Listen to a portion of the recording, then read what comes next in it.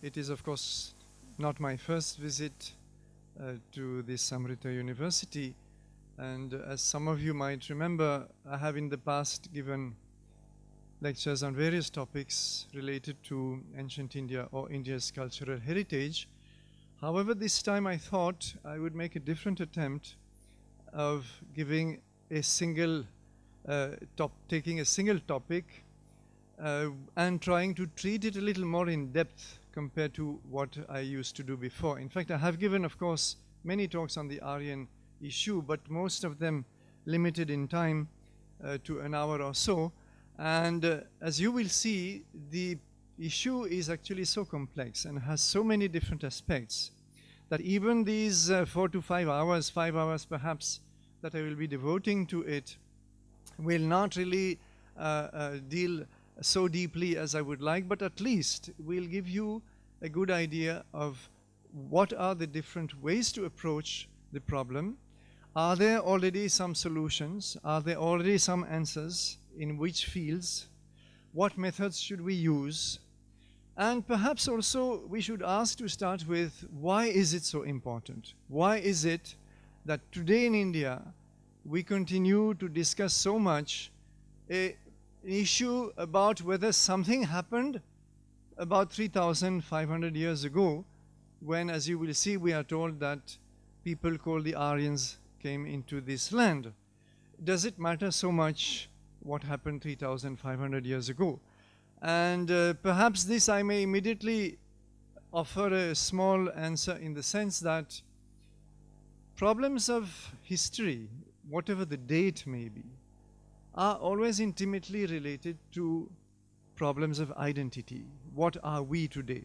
For the simple reason that the past never really dies, and it lives with us. We hold the past within us. Whether we have studied history well or not is quite irrelevant, in fact, but we carry that past in us, and that is why we find all over the world burning issues of identity, ethnicity, linguistic definitions, and ultimately national definitions, which are intimately related to historical issues, such as the one we are going to explore. So let me get started. And the map that you have in front of you is a map which we will be working on today and tomorrow from various angles, and this is the arena northwest of the Indian subcontinent, where I will explain a little more, the importance of the rivers that you see. That is, we will come to it. And this is something that is going to be our arena. What happens in this region about 3,500 years ago, and where many things begin. So in a way, I will be talking about the Aryan problem on the way, and this is perhaps one important outcome of this study. On the way, we are going to examine many aspects that are definitely related to the beginnings of Indian civilization. And many of these aspects actually are non-controversial. So we will also have a much better understanding, and this is one assured outcome of this series, of how this whole Indian civilization began, because many people have the most hazy notions about it. And we will also use issues of methodology. What are the wrong ways to study certain issues, and how certain scholars wittingly or unwittingly make big methodological mistakes when they examine such ancient periods. So how does it all begin? In fact, you have in front of you William Jones, the well-known founder in the late 18th century of the Asiatic Society, founded first of all in Calcutta. And he was a prodigious scholar. He was a judge by profession, but he was a scholar in Hebrew, in Persian, of course, Greek, Latin, French, German, and whatnot, and among the first Europeans who were able to learn Sanskrit. There were a few people before him, in fact, missionaries such as de Nobili, such as the French Jesuit Cordoue, who had already noticed through their limited learning of Sanskrit, that Sanskrit had some strange kinship, likeness with European languages. But it was William Jones in, as you can see, 1786, who had this very famous statement, which I will still read. He said that Sanskrit is of wonderful structure, more perfect than the Greek, more copious than the Latin, more exquisitely refined than either. So high praise of Sanskrit, first of all, but then he notes the connections. And he has immediately this statement, which is very rich in potential, and which says that all three languages, Sanskrit, Greek, and Latin, must have sprung from some common source. So we have here the linguistic issue, first of all. And this is going to guide a lot of the Aryan problem, which is that we have to explain, and I will come to this towards the end of this lecture series, tomorrow afternoon, I suppose. We will have to explain why is Sanskrit, or how did Sanskrit, Greek, Latin, and therefore other European languages from English, German, French, and Russian also, in other Indo-European languages, how do they come to be so intimately related to Sanskrit? And one of the earliest languages which were also noted to be much closer in a way to Sanskrit, was the old Avestan language of Iran, of ancient Iran, in which the Zen Avesta, the Zoroastrian text, was written. So this linguistic statement is of great importance.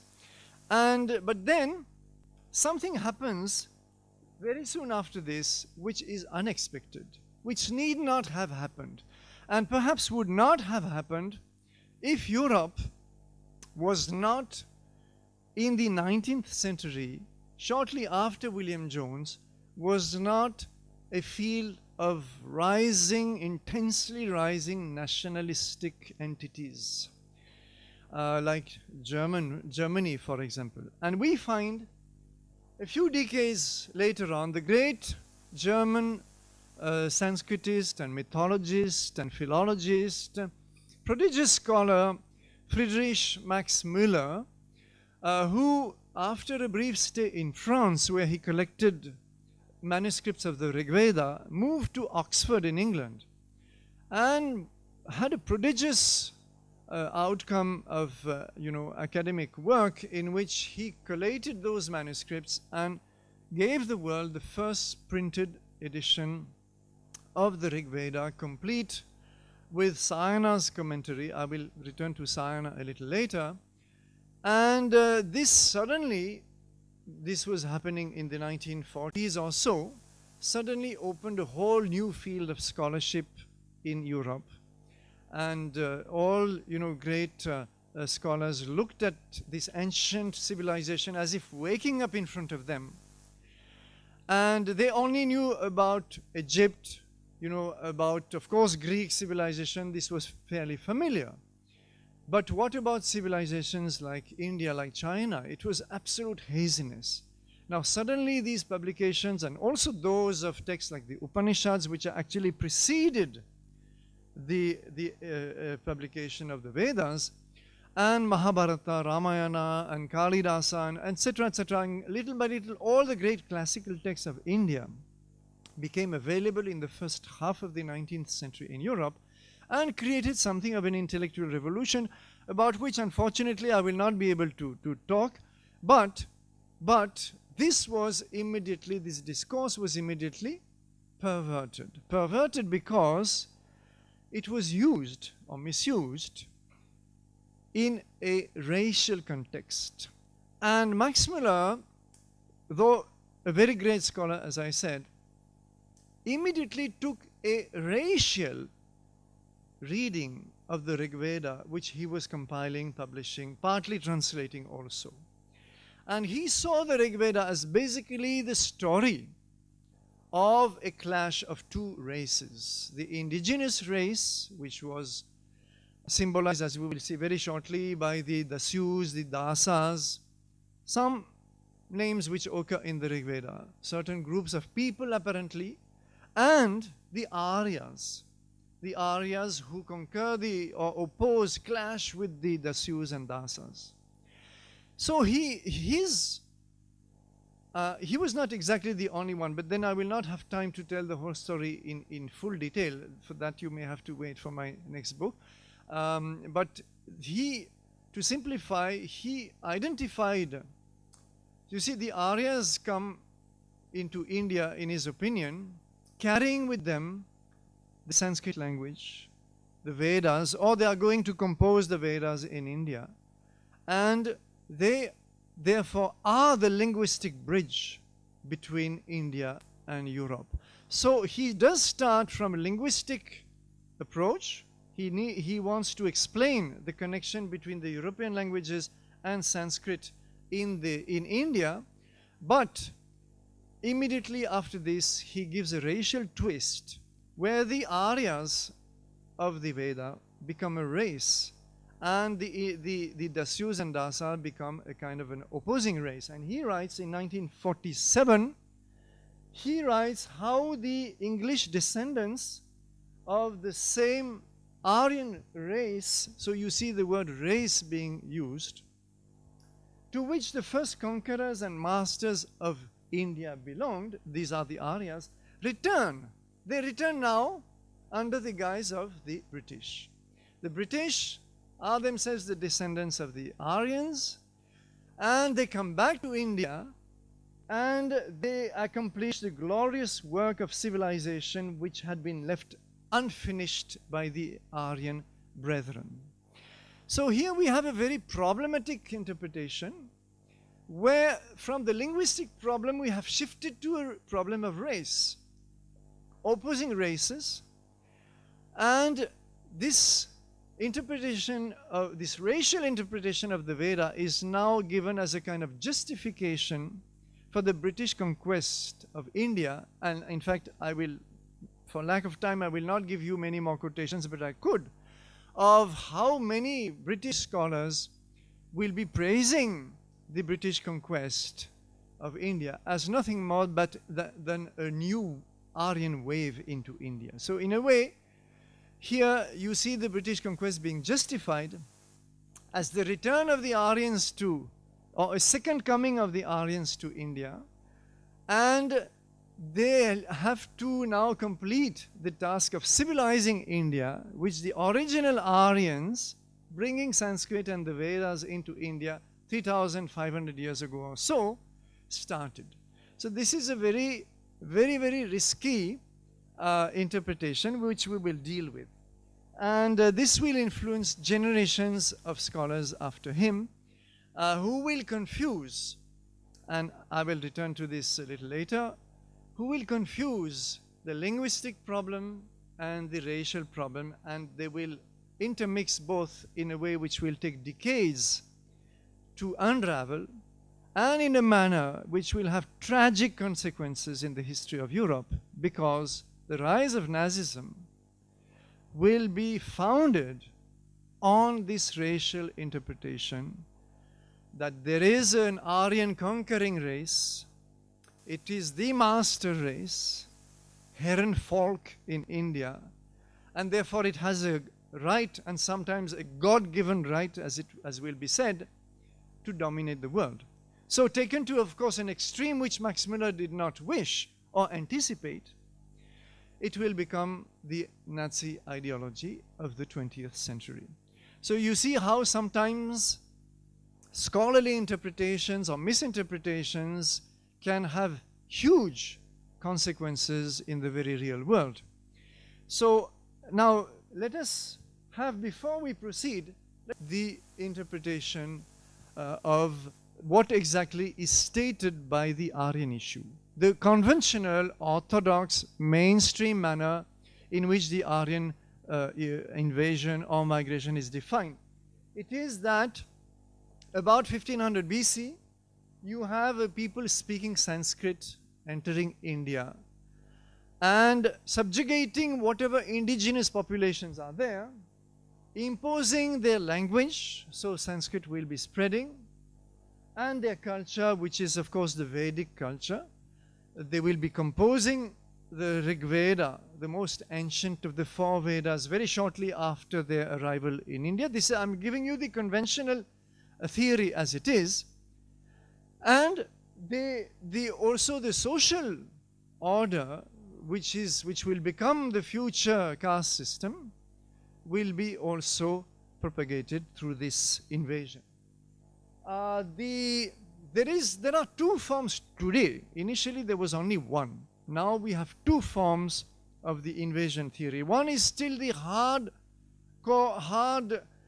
theory which wants the Aryans to have come as a very aggressive, conquering, warring people. And in some views they will be clashing with the Harappan civilization. We will see shortly why.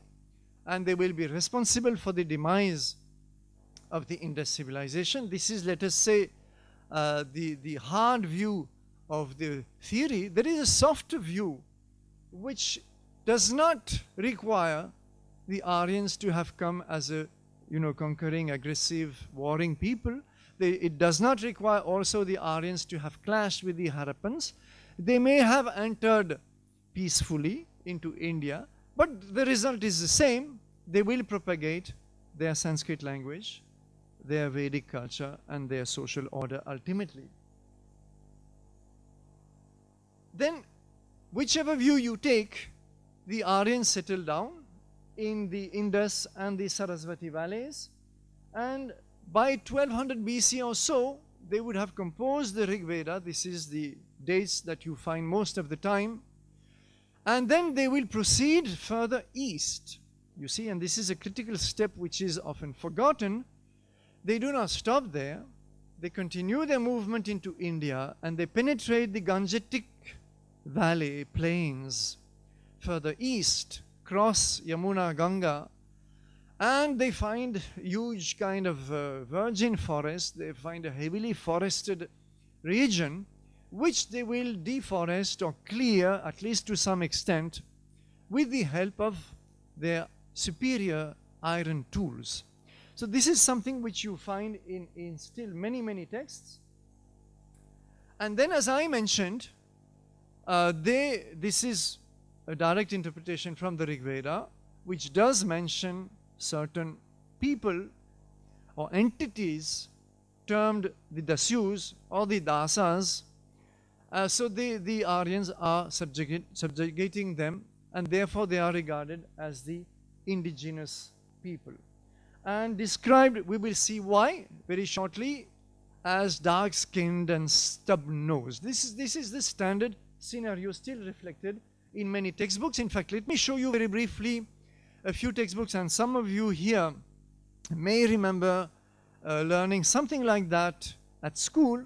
The pictures you see at the bottom are taken from 2 textbooks used in Tamil Nadu schools in the lower classes, classes 4, 5, 6. And one of them you see in class 4 says, it is believed that the earliest inhabitants of India were the Dravidians, who were the people who lived in Mohenjo-daro. So now this is a new piece of information which we are given, you see, that the people who lived in Mohenjo-daro were the Dravidians. Is it true? Is it not true? We will come to that a little later. The Aryans migrated from Central Asia and drove away the Dravidians after fierce battle. Second piece of information given to class 4 students. You can please figure out the psychological impact upon them, that there were fierce battles between these Aryans and these Dravidians. The culture of the Aryans were entirely different from that of the Dravidians. Third piece of information, that there was a cultural clash between the two. We will take up these elements one by one. If I take quickly some other textbooks, this is from Maharashtra textbooks, class 11. The Indo-Aryans were tall, fair-skinned and handsome. How do they know that they were handsome? I cannot explain it to you, but they were. And they were also tall and fair-skinned. Where is this tallness and fair skin coming from? Simply the 19th century concept propagated in Europe of the Aryan, which as I said, the Nazi ideology will take back and amplify the Aryan as preferably blonde, preferably blue-eyed, preferably tall, etc., etc. We will be given lots of physical characteristics which are lingering in our textbooks till today. This is from West Bengal. The Aborigines, they are not able even to spell the word properly, so we have repeated the spelling as they had it. The Aborigines were black in color, and they got subjected by the white-skinned Aryans or Vedic tribes. So we have now a kind of black and white scenario, you see, where on the one hand you have the black indigenous people and the white Aryans, not only fair skin but white, and this is still taught today in our texts. Tamil Nadu, class 6, the Aryans would have destroyed these towns, that is to say the Harappan towns, in order to succeed. The heap of bones discovered in Mohenjo-daro is evidence of the invasion of the foreigners. So first of all, the Aryans are foreigners. Number 2, they destroy the Indus cities. Number 3, now there are heaps of skeletons. Now we will have to scrutinize that, whether we do find heaps of skeletons. And let me end it. This is not limited to school. Even at university level, lots of textbooks are still replete with these notions, which we have to scrutinize. Like this textbooks of D.N. Jha of Delhi University, Ancient India in Historical Outline, which has been reprinted many times and used in many universities. And D.N. Jha informs us that it is likely that the early Aryans had some consciousness of their distinctive physical appearance. They were generally fair, the indigenous people dark in complexion, so we have again the same contrast of skin color. The color of the skin may have been an important mark of their identity. In other words, the Aryans here are defined in addition by their skin color and therefore their racial features. So you can see how these 19th century concepts of race are still propagated in our textbooks. Whether they are legitimate or not, we will be examining either this afternoon or tomorrow morning, I think tomorrow morning. But then they are still taught, and this is one point I wanted to make. Now, how do we approach this big issue? You see, people rush to many conclusions. They find usually one piece of argument that will raise an objection, and they think that the problem is solved. It is not so simple as that. In fact, to solve the problem, we have to solve every approach to the problem. Otherwise, we have not solved the problem. So the first approach is, of course, the literary. That is to say, we have to look at the text. What does the Rig Veda tell us? Because that is how the problem began. And we have to see whether the Rig Veda justifies the kind of interpretations that have been propagated. Number 2, geography. I showed you the map, my very first slide. That map tells us a lot, and I will show you how. Number 3, archaeological, because the problem is very simple from an archaeologist's point of view. We are told that the Aryans enter India. They are a new people. They bring a new culture. This is what the textbooks say. Therefore, they would have brought new objects, new type of pots, new forms of art, new objects of daily use, and possibly new weapons, because they are said to have come as conquerors, they are aggressive and so on.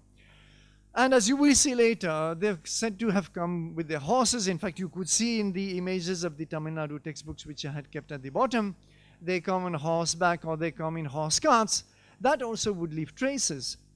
So, from an archaeologist's point of view, if the theory is true, we should be able to find some evidence, some relic, some archaeological record of it. This will be the third approach.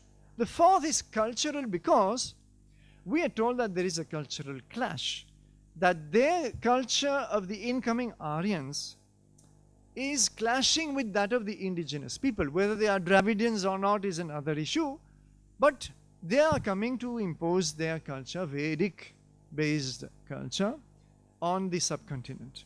So we have to examine this, whether there is evidence of such a cultural clash. Fifth is anthropological and genetic, because once again, if a new people comes into India, then by studying, that is the job of bioanthropology, by studying the skeletons of that period, a little bit before, a little bit after, if possible, we should know whether there is some kind of a discontinuity. And lastly, genetics in recent years has started studying what is known as population genetics.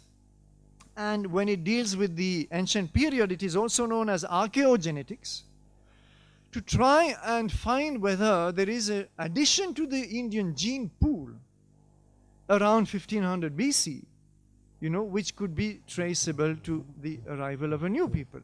So this is also an important approach. Astronomical, I will explain why. I will not spend time on it now. And finally, I've kept it for the last, the issue that started the whole problem, that we do need to explain this linguistic kinship as part of what is now called the Indo-European family of languages. So this is what I propose to do today, and if time permits, I will even add one or two minor approaches like evidence from agriculture, from metallurgy, and possibly a few more details. But we will see as we proceed. Now, let me start with the literary evidence. And I'm afraid I will have to read out a few quotations here and there. So therefore, I will request your patience, because the argumentation is not so simple as we might think. So we have to look at it in some depth. Otherwise, we will remain in confusion as to whether those Aryans in the Rig Veda do clash with these so-called Dasyus. Now, there are people in India who read the European theories of the 19th century. For example, Swami Dayananda Saraswati of Arya Samaj, the founder of Arya Samaj, read and protested. He said, well, I don't see anything like that in the Rig Veda. He has not elaborated the whole argumentation, so I only mention him. But perhaps the second great figure, in fact, there are quite a few. I'm only using 3 for lack of time. The second great figure to object to the European scenario is Swami Vivekananda.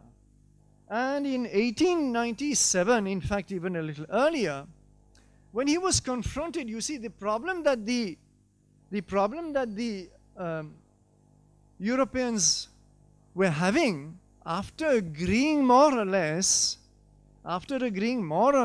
on the framework of the theory, was to pinpoint the place of origin of the Aryans. Where did they come from? Were they coming from Central Asia? Were they coming from the Black Sea? Were they coming from these Russian steppes? Or were they coming from Germany, as some people proposed? So all these issues need to be addressed. And there was a huge amount of disagreement. The Germans wanted the Aryan homeland to be in Germany. Once upon a time, the Russians wanted it to be in Russia, and so on and so forth. And Swami Vivekananda said, according to some, they came from Central Tibet. Others will have it that they came from Central Asia. Of late, there was an attempt made to prove that the Aryans lived on the Swiss lakes. I should not be sorry if they had been drowned there, theory and all. Some say now that they lived in the North Pole. Lord bless the Aryans and their habitations. As for the truth of this theory, there is not one word in our scriptures, not one, to prove that the Aryan came from anywhere outside India. Now, this is a very strong statement. What does it say? Apart from the irony of all these conflicting hypotheses about the Aryan homeland, what it tells us is that there is nothing in the scriptures, in the Vedas, to justify this migration of Aryans into India. So this is the first statement of this kind. And he continues, what your European pundits, he was actually speaking abroad, I believe, say about the Aryans swooping down from some foreign land, snatching away the land of the Aborigines, and settling in India by exterminating them is all pure nonsense, foolish talk, and all those monstrous lies are still being taught to our boys. So you see that he completely rejects the whole Aryan scenario, and he complains that it is still, that is 1901, we are 2015, he complains that they are still taught, and they are still taught today. So we haven't progressed much from that point of view, and but then this is the first someone well-argued refutation of the Aryan issue, based exclusively on the fact that Rig Veda doesn't justify this interpretation. The next is Sri Aurobindo. Sri Aurobindo went further because he spent a long time, many years in fact, studying the Rig Veda and trying to understand what it really meant. Rig Veda, for those who are not familiar with it, is the most ancient Sanskrit text in India. And it is basically a collection of hymns. It is simply rishis singing hymns in praise of various gods and goddesses. Nothing else. For what purpose exactly is a matter of interpretation. What do they expect from those gods and goddesses, and what is their worldview, and what is their philosophy, what is their spirituality, if any, is another issue. But this is the text that Max Muller and others were trying desperately to extract history from. History, you see, an invasion of Aryans into India is a historical event. So this is the problem which people like Sri Aurobindo confronted, and he said, first of all, this is a very insightful statement of his. He said race, referring to the concept of an Aryan race, is a thing much more obscure and difficult to determine than is usually imagined. In dealing with it, the transient distinctions current in the popular mind are wholly out of place. This is a fantastic statement because it's made in 1915. And he's already anticipating the misuse of the race concept, which is going to grow and grow, as you can remember now, into Germany, pre-Nazi Germany. This whole Aryan race will be inflated until it became what we know. So this is very insightful, and it is unfortunate that, you know, scholars, either Indian or European, did not listen to such people because they had their own wisdom. They were not holding PhDs from any university, but they had their own deep understanding and insights. Then the racial identification of supposed Aryans and non-Aryans is a conjecture supported only by other conjectures, a myth of the philologists. So he complains that philologists, that is to say linguists like Max Muller, created this myth. He does not deny the linguistic connection, but then he says it is not justified to explain it by this theory. There is no actual mention of such an invasion in the Rig Veda. There is no reliable indication of any racial difference between the Aryans and the Dasyus. So this is also very important. He challenges the Western scholarship that reads such a racial difference and reads such a invasion in the Rig Veda. And he said, if you read the Rig Veda closely, you do not find any such thing. So finally, he proposed a completely new interpretation of the Rig Veda, which was not at all based on any historical event like the Aryan invasion, but purely based on what were the rishis trying to achieve, what was their whole effort, what was their quest. And to him, it was essentially a spiritual quest. I will not be able to develop his theory for lack of time. It is not directly relevant to the Aryan issue, except that at least he showed that you can read the Rig Veda very differently if you wish, and you can understand the whole Vedic symbolism at a completely different level, which is not at all the historical level of the 19th century. The third great scholar, not the third because there were several others, not only in India, even abroad, but as I said, I selected only three, is Ambedkar. Dr. Ambedkar, I don't have to introduce him. You all know his work for the depressed caste, as they were called at that time. and the untouchables, as they were called at the time. And you know that today this is still a big issue in Indian society. But you will find many of the, let us say, pro-Dalit scholars or speakers basing themselves on the Aryan invasion theory to say that we Dalits are the original inhabitants of India, and all the higher castes are descendants of the incoming Aryans. So we are the original, we have pride of place in this country. And it's unfortunate that they have not even read Ambedkar himself, because he opposed the whole theory, in fact. And he says that in a book called Who Are the Shudras, he's trying to answer who are the Shudras, who are this fourth caste of, the Shudras are the caste of the workers, the craftsmen, etc.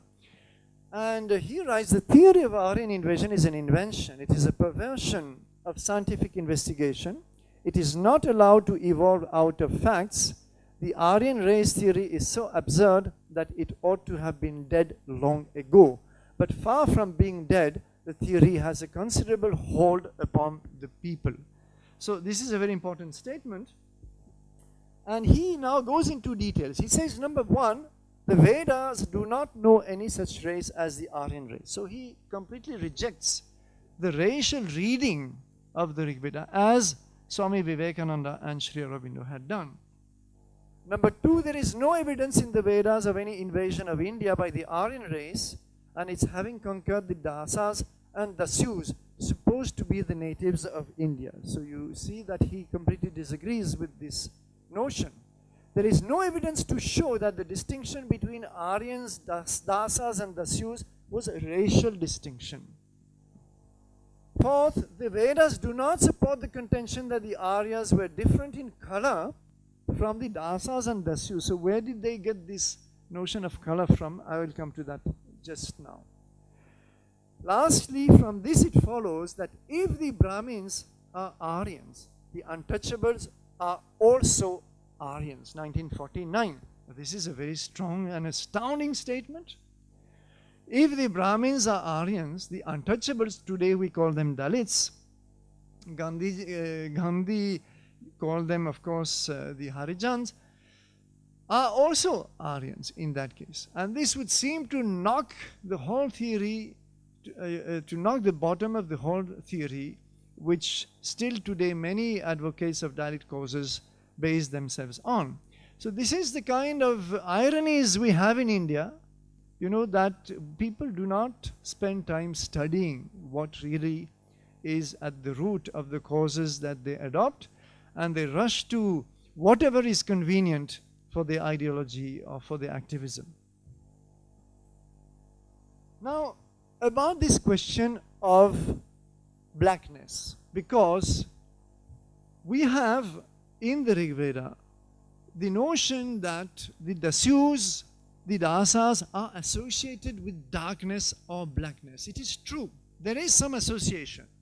But the Canadian archaeologist and Indologist George Erdosi explains, and he explains that the evidence of the characterizations of Dasas and Dasyus as black is tenuous in the extreme. Even apparently clear indications of historical struggles between dark Aborigines and Arya conquerors turns out to be misleading.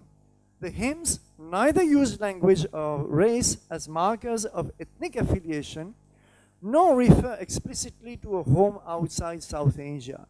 Instead of such traits, it is adherence to social and religious norms which were required of Aryas. Now this is very important. It tells us that in the Veda, the distinction, and this is a point that actually Sri Aurobindo also made, distinction between Aryas and Dasyus, what makes them different is not race, it is simply a religious or cultural definition, nothing else.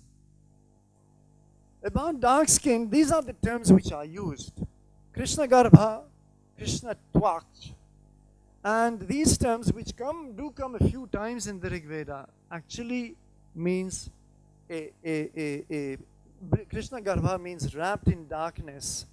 Krishna Twach means a dark envelope, and this is what scholars today agree upon. So what we have is simply the fact that these Dasyus, which are actually regarded as creatures of darkness, they are not black-skinned. There is nowhere in the Rig Veda a single statement that the Dasyus have a black skin or that the Aryas have a white skin either. This is a complete fabrication. Or let us say a very free interpretation which, will have the tragic consequences that we know. In fact, Sri Aurobindo, if I just mention one aspect of his symbolic interpretation of the Rig Veda, is that one of the important elements of the quest of the rishis is light. Light, and it comes again and again in the Rig Veda. So it comes as light of truth, Ritasya Jyotish, immortal light, Jyotir Amritam, or the Aryan light, Jyoti Aryam, etc. So this obsession with light is what gave the European scholars in the 19th century the wrong notion that there was a black and white contrast between the Aryas and the Dasyus. There is no such contrast. It is simply what every mythology in the world concentrates upon. You can read the Greek mythology, you can read the Egyptian mythology. All those who are seen on the side of the gods are always invariably associated with the light. And all those, whether demons, whether creatures who oppose the former category, are invariably associated with the darkness. There is nothing special about the Rig Veda in this, and it was a huge scholarly mistake, which is now readily admitted by scholars of every position, good scholars I mean. Whatever they stand on the Aryan invasion or migration, they readily accept that this was an abusive interpretation. Let me quote Heinrich Hock, an American scholar. He's a Sanskritist as well as a linguist, and he, by the way, maintains the Aryan migration theory. Nevertheless, he is a good scholar, and therefore he knows that those interpretations are illegitimate, and he says, a closer examination suggests an alternative interpretation of the terms black or dark as referring to the dark world of the Dasas, Dasyus, in contrast with the light world of the Aryans. An interpretation which is in perfect agreement with the contrast between good light and evil dark forces that pervades the Vedas and has parallels in many, perhaps most other traditions around the world. The evidence of the Rigvedic passages just examined thus does not establish a difference in race or phenotype between Aryas and Dasa Dasyus.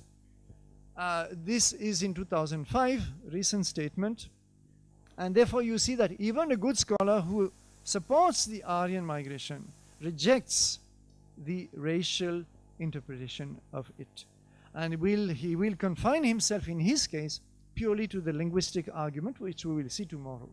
So therefore this, and incidentally, he is not saying anything different from what Sri Aurobindo himself said earlier, except that he's a prominent academic, and therefore he will be quoted and cited, and I hope so. Whereas people like Swami Vivekananda or Sri Aurobindo, unfortunately, were not given the same attention. Now we come to the question of stub-nosed. You will find in many textbooks, and this is mentioned by it was in fact Max Muller who started this, that the Dasyus in the Rig Veda are described as stub-nosed. So they are not only black, which has been now discredited, but they are stub-nosed. Why are they stub-nosed? Because there is one word in the Rig Veda which is anasa, one in the entire Rig Veda of 1028 hymns. There is one word which occurs once, which is anasa, and which Max Muller chose to interpret as anasa, therefore noseless. And from this, it was deducted, all this just out of a single occurrence of one word, it was deduced that the Dasyus were stub-nosed, had no nose, and therefore they were Dravidians. Why did somebody decide that South Indians had no nose worth the name? I do not know. But this was the assumption made, that South Indians did not have a proud nose as the North Indians had, and therefore this is the description of them in the Rig Veda. You can see how the whole argument is so overstretched and overinterpreted.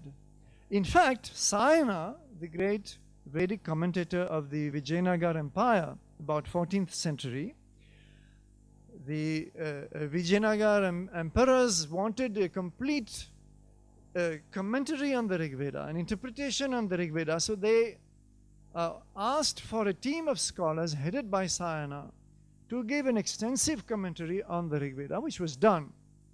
And in this, it's a very ritualistic interpretation, that is its limitation, but in any case, it's a very important text, because every single word in the Rig Veda, many of these words, have not passed into classical Sanskrit. It's an archaic form of Sanskrit. And so many of these words are discussed at length by Sayana and his team. So it is a very useful text in any case.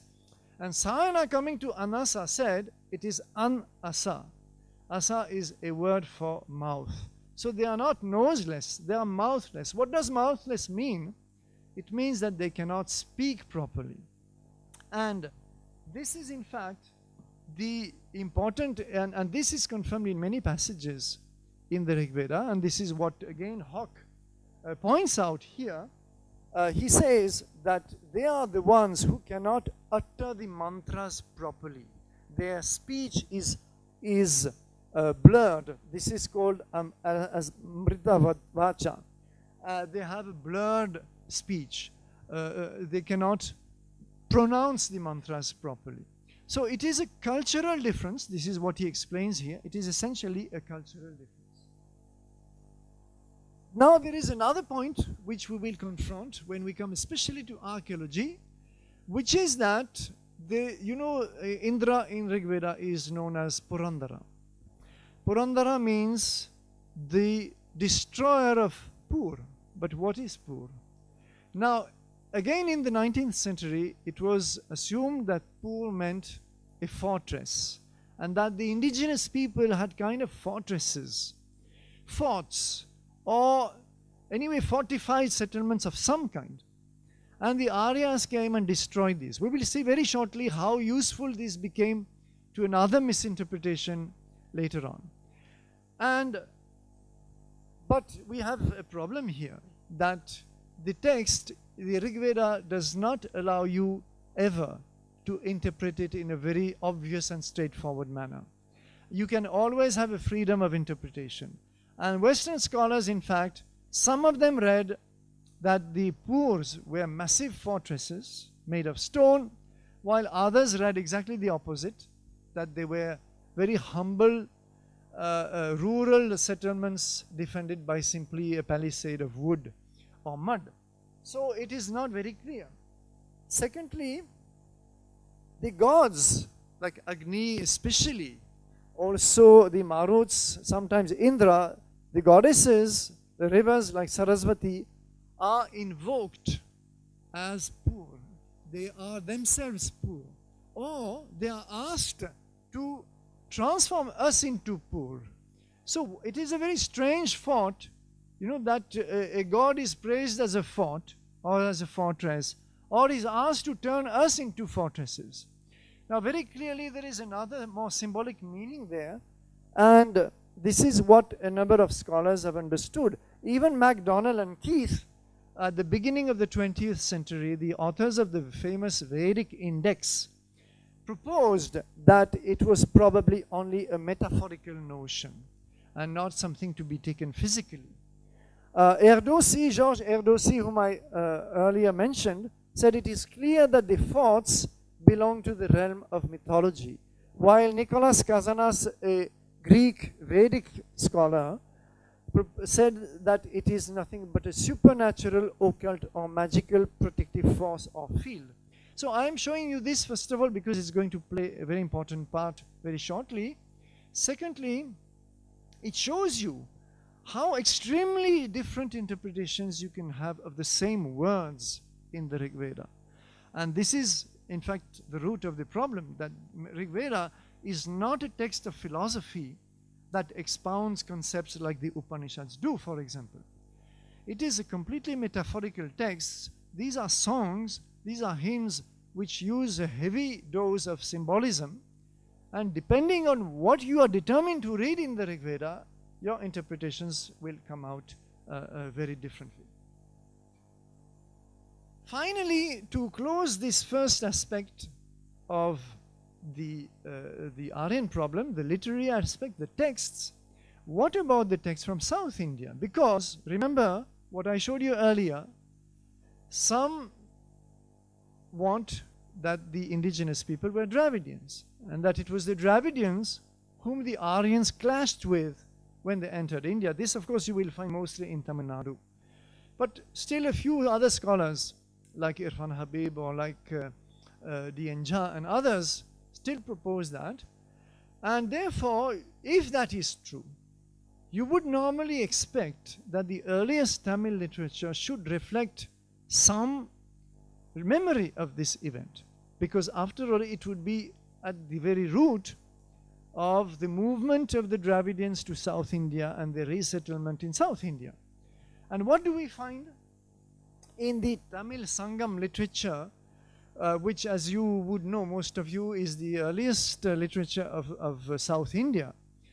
It is in a form of now archaic Tamil or classical Tamil, and the dates are a little bit controversial. Some scholars want the dates to be 200 or 300 BC, the earliest dates of those collections of poems, while other scholars would rather go to 200, 100 or 200 AD.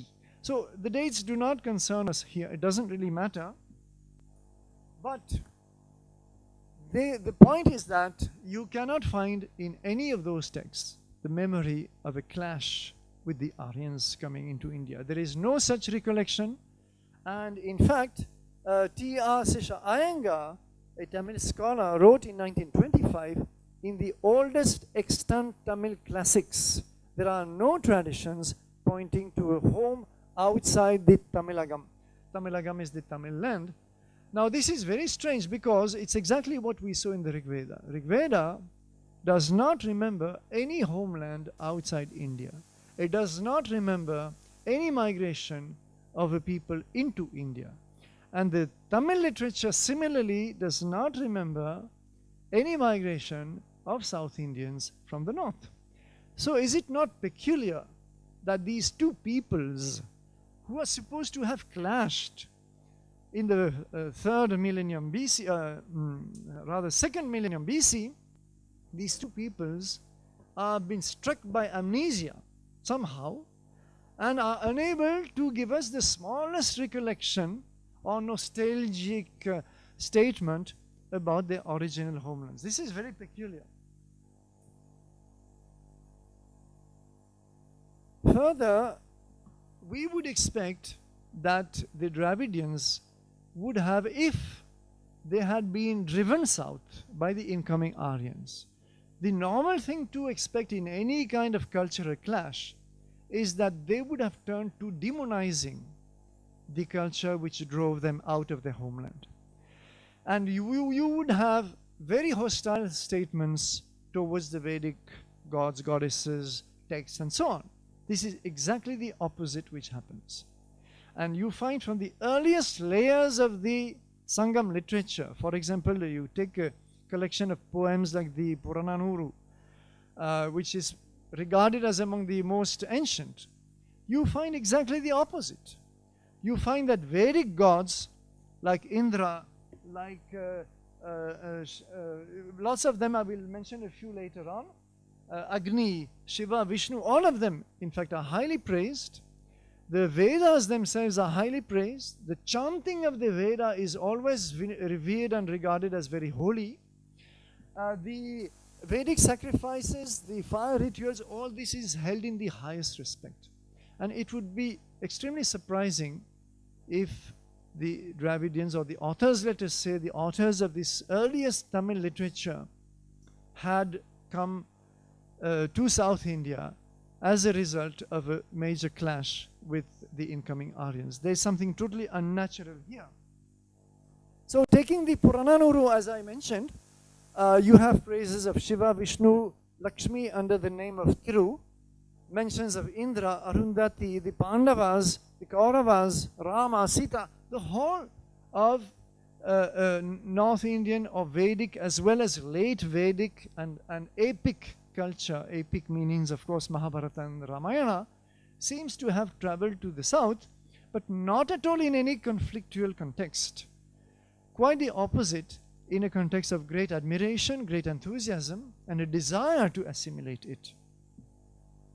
So if I take a scholar like Nilakanta Shastri, the famous historian of South India, his text on the history of South India is still a classic and one of the best you can get.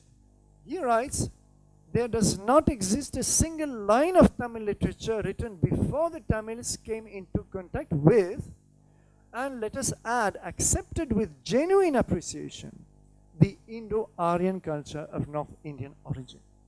Another very strong statement, which all our so-called Dravidianists, whatever they mean by that term, absolutely ignore, resolutely ignore, because it would knock the bottom out of their political ideology, which wants at any cost a climate of hostility between North Indian culture rooted in the Vedas and South Indian, supposedly non-Vedic culture. Now it is true that if you read the Tamil literature, it is by no means identical with the North Indian Sanskrit literature. It has its own differences, it has its own techniques, it has its own concepts, it has its own concerns. But a different orientation of literature does not mean that the culture is different. The culture is basically full of acceptance, as I said, of the Vedic and late Vedic elements. So this is something that unfortunately the Dravidian ideology, which is, as you know, a political ideology, has never taken an honest look at. Now I move to the second aspect of my exploration, and that will be the geography. And about this, this is an aspect which is not commonly dealt with, but it is equally important. And we start with the geography of the Rig Veda. Now, Rig Veda, as I said, is a book of poetry. It is not a textbook of history, definitely not, and people have erred by looking at it as a book of history. It is not that. It is also not a book of geography. Nevertheless, it gives us a few elements. First of all, the presence of Samudra, the ocean. Samudra technically can mean any body of water where the waters meet. This is what Samudra means, the meeting of waters. But there are also descriptions of ships with hundreds of oars sometimes, descriptions of storms, descriptions of sailing waves, and all of this is incompatible with a small lake. So certainly the Rig Veda knows the ocean, and this is another paradox to some extent, because if you now picture again the Aryans as coming into India from somewhere in Central Asia, so they cross the Khyber Pass and they come into the Indian subcontinent, how come, and then they stop at the Indus-Saraswati region, I am coming to the Saraswati in a moment, and they sit down and they compose the Vedic hymns. This is the standard scenario. How come that they are so familiar with the ocean, which is at least 1,500 kilometers away? So this is not easy to explain by the Aryan migration theory. Secondly, what is then the theatre of the Rig Veda? It is the Sapta Sindhava. It is the only region explicitly mentioned several times in the Rig Veda. Sapta Sindhava, 7 rivers. What are those 7 rivers? Well, in the 19th century alone, there was a consensus reached by many scholars that it referred to the Indus in the west, the 5 tributaries of the Indus, and the Sarasvati in the east. Why Sarasvati in the east? I'm coming to right now. But there is another region which is well understood in the Rig Veda, and it is Irina. Irina is what becomes the run of Kutch. In fact, the word run is itself derived from Irina. There's a beautiful work by Professor Aryan and the late geologist Dr. Radhakrishnan on the identification of Irina with the run of Kutch. And that explains, incidentally, why the Vedic people are so familiar with Samudra, with the ocean. So this is the second element. And as I said, this extensive geography is not easily compatible with a few nomadic tribes entering the subcontinent a couple of centuries earlier. We do have a geographical paradox. Now, there is luckily one hymn in the 10th mandala of the Rig Veda. You know that Rig Veda is organized in 10 books. There are 2 ways to organize the Rig Veda, but one of them is in 10 mandalas. And in the 10th mandala, which is admittedly a little bit more recent than the others, you have the Nadistuti Sukta, which is a hymn in praise of rivers. And this is an extract of it, where you can see I have highlighted in red the names of the rivers, and you can see 2 things. Number 1, the rivers begin with Ganga. However, don't think that Ganga is of great importance in the Rig Veda, not at all. Ganga is possibly the only time here, it is possibly the only time when Ganga is mentioned. It is a river of no particular importance in the Rig Veda. It is obviously on the borderline, the eastern borderline of the Vedic world. Then we move to Yamuna, Gange, Yamuna, Sarasvati. Now Sarasvati comes in. Shutudri is nothing but Satluj. Shutudri in the Rig Veda becomes Shatadru in the Mahabharata. And from Shatadru we have the etymology going on to Satluj and so on. So then Parushni, which is the Ravi, Ashikni, which is the Chenab, and it goes on, and you can see Sindhu, which is Indus, of course. Kubaya is the Kabul river.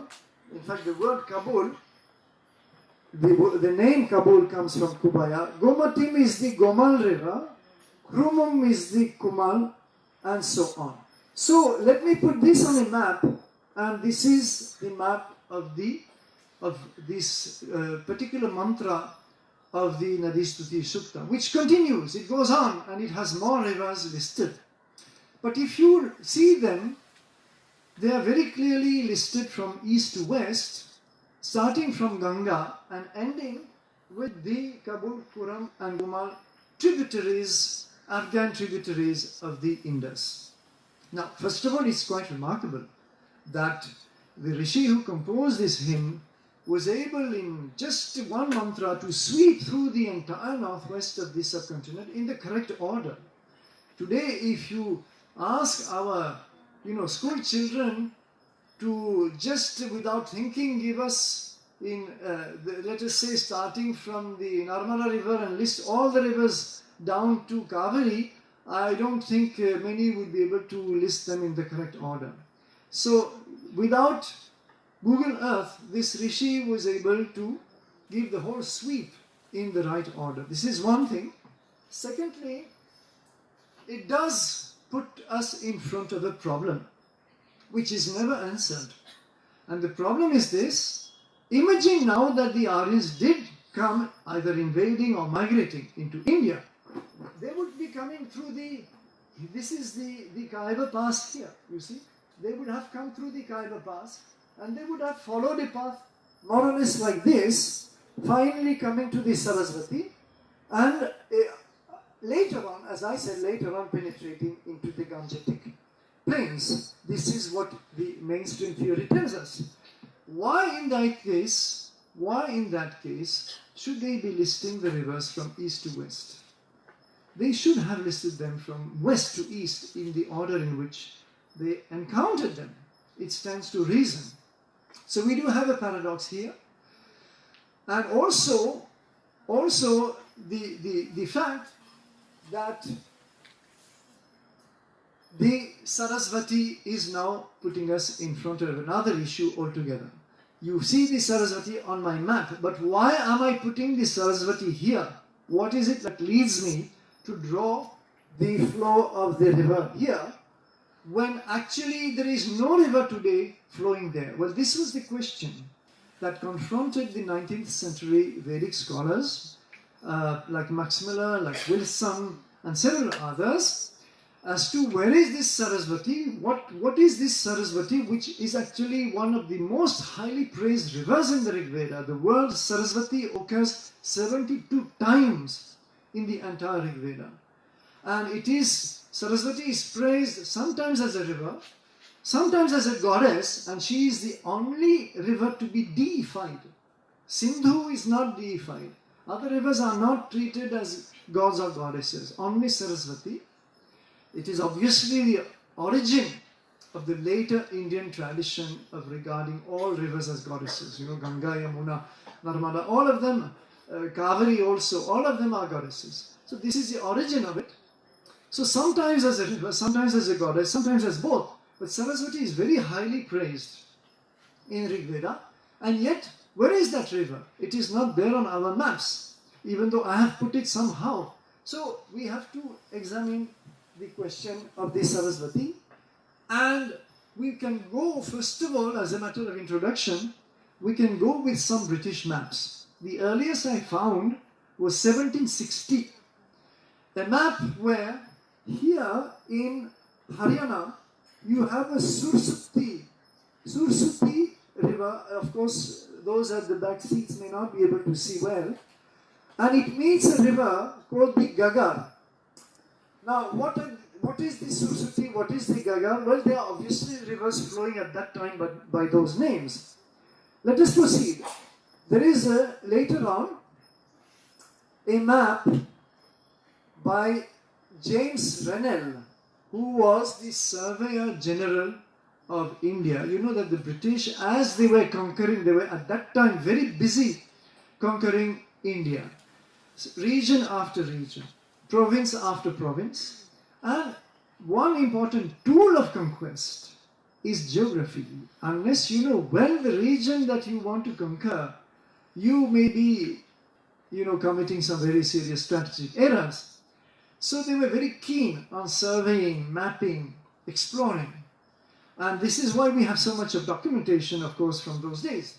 So this map by James Rennell, who is sometimes be called the father of Indian geography, because, well, of course, it is the British who call him that, because he produced a lot of excellent maps, and I was able to photograph this map in the Saraswati Mahal Library and in Tanjavur.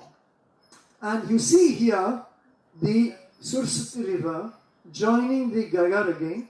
This is the whole region of what is today Haryana, Punjab and Rajasthan. So what exactly is happening? What is happening is that when surveyors, topographers, geographers went to those regions, they found that there was a huge dry bed in the region, which was known as Gagar, and in the upper reaches of it, there are several tributaries, one of which is called Sursati. Now, this is today a seasonal river. Seasonal, even though during very good monsoons, it will still flow almost all the way to the international border. But most of the time, there is hardly any water except in the upper reaches. So that river is a system which today is called the Gagar system, and there is a Sursati tributary. Now, these are some of the explorers in the 1820s and 30s and 40s. They were basically military people because the British were trying to look at an alternative route to invade Sindh. They were not yet in possession of Sindh or Punjab. Now, Punjab was barred to them because of Maharaja Ranjit Singh. It would have been very difficult to cross Punjab to invade Sindh. So one alternative route which they found was the dry bed of the Ghaggar. And that is why they sent all these officials exploring it, and they made a number of very interesting observations. One was that this dry bed of the Ghaggar was very wide, and it was dotted with ancient ruins. We are coming back to that this afternoon. A local tradition according to which the drying up of the river caused the region's desolation. So there is a memory, a tradition, that there was once upon a time a massive river flowing there in this huge bed. Thirdly, presence of freshwater wells along the Ghaggar's bed, even though it is now a seasonal river, most of the time not flowing, like in northern Rajasthan, for example. Nevertheless, you have freshwater wells all along the bed, which was mentioned specifically in those military reports as a great advantage in case an army had to move from Delhi to Sindh through the Ghaggar bed. This would have been a great advantage. By the way, the British never used that route eventually, because Maharaja Ranjit Singh died, and then his whole empire or kingdom collapsed, and the British were able to invade first of all Punjab fairly easily, and then Sindh. So they didn't have to use that route, but they had spotted it. And finally, there is a seasonal river called Saraswati, as we saw on those maps, among the Ghaggar tributaries. Now this gentleman, who is a French geographer, his name is Louis Vivien de Saint-Martin, was the first to put two and two together. And he said, look here, he was aware of the work of the European Indologists like Max Müller and others. He was also aware of the exploratory work of officials whom we saw earlier, like Todd, Colvin, and Mackesson. And he put two and two together in a book written in 1855. Now the date is important. 1855, he wrote a book on the geography of and the primitive people of India's northwest according to the Vedic hymns. And what he said was, you see, he was a geographer and he was an expert in the most remote and desolate regions of the world. He had published many important atlases and documents and so on. And he said, look here, we have the hymns that tell us that there is a Saraswati between Yamuna and Satluj. Please remember the Nadistuti Sukta, Gange, Yamuna, Saraswati Shutudri, right? So Saraswati comes between Yamuna and Satluj. And at the same time, he found that there is there a dry bed of the Ghaggar with a tributary which is called Saraswati, which is obviously a corruption of Saraswati. There's no dispute about that. So he said, obviously, this bed of the Ghaggar, whose extension into Pakistan, by the way, is known as the Hakra, this bed is nothing but the relic of the ancient Saraswati. And he published his result in 1855, which was widely accepted almost immediately by all the Western Indologists, and they had no problem whatsoever accepting that this Ghaggar was the Saraswati of the Vedic texts. Now this is important because even today our very ignorant media in India continues to propagate theories that Saraswati is not located, we have to search for the Saraswati, finding the Saraswati and so on and so forth. But the whole identification of the river was done and completed in the 19th century. And in fact, you can see this reflected in many other maps, like 1862 in a book of history of India by Henry Beveridge. You can see here, I have blown up this area, you can see the same Saraswati as a tributary of the Ghaggar. Then it becomes explicitly the Saraswati in Alexander Cunningham's book of 1878. Alexander Cunningham, for those who don't know, was the founder of the Archaeological Survey of India. Very solid a scholar, expert in the ancient geography of India. In fact, that is the title of his book. And though a very hard-working explorer of India's archaeological sites, I mean, the Archaeological Survey of India is very much, in many ways, his own creation, and with his own contributions, and here he spots the Saraswati as a tributary of the Gargara, so the Gagar River. This continues, this is a French book, 1881, where you have the Saraswati and the Gagar bracketed together, so the identification between the two is quite clear. This is C.F. Oldham, who was a surgeon, major in the Indian Army, and in 1883 he wrote a paper studying the whole course of the Saraswati from the Shivalik hills here. You cannot see, I should have written here, this is Saraswati, and this is the Gagar, which continues as Hakra and continues all the way to the run of Kutch here.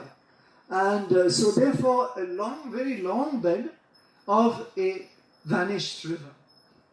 And he writes, by the way, he writes that although the river below the confluence with the Gagar is marked in our maps as Gagar, it was formerly the Saraswati.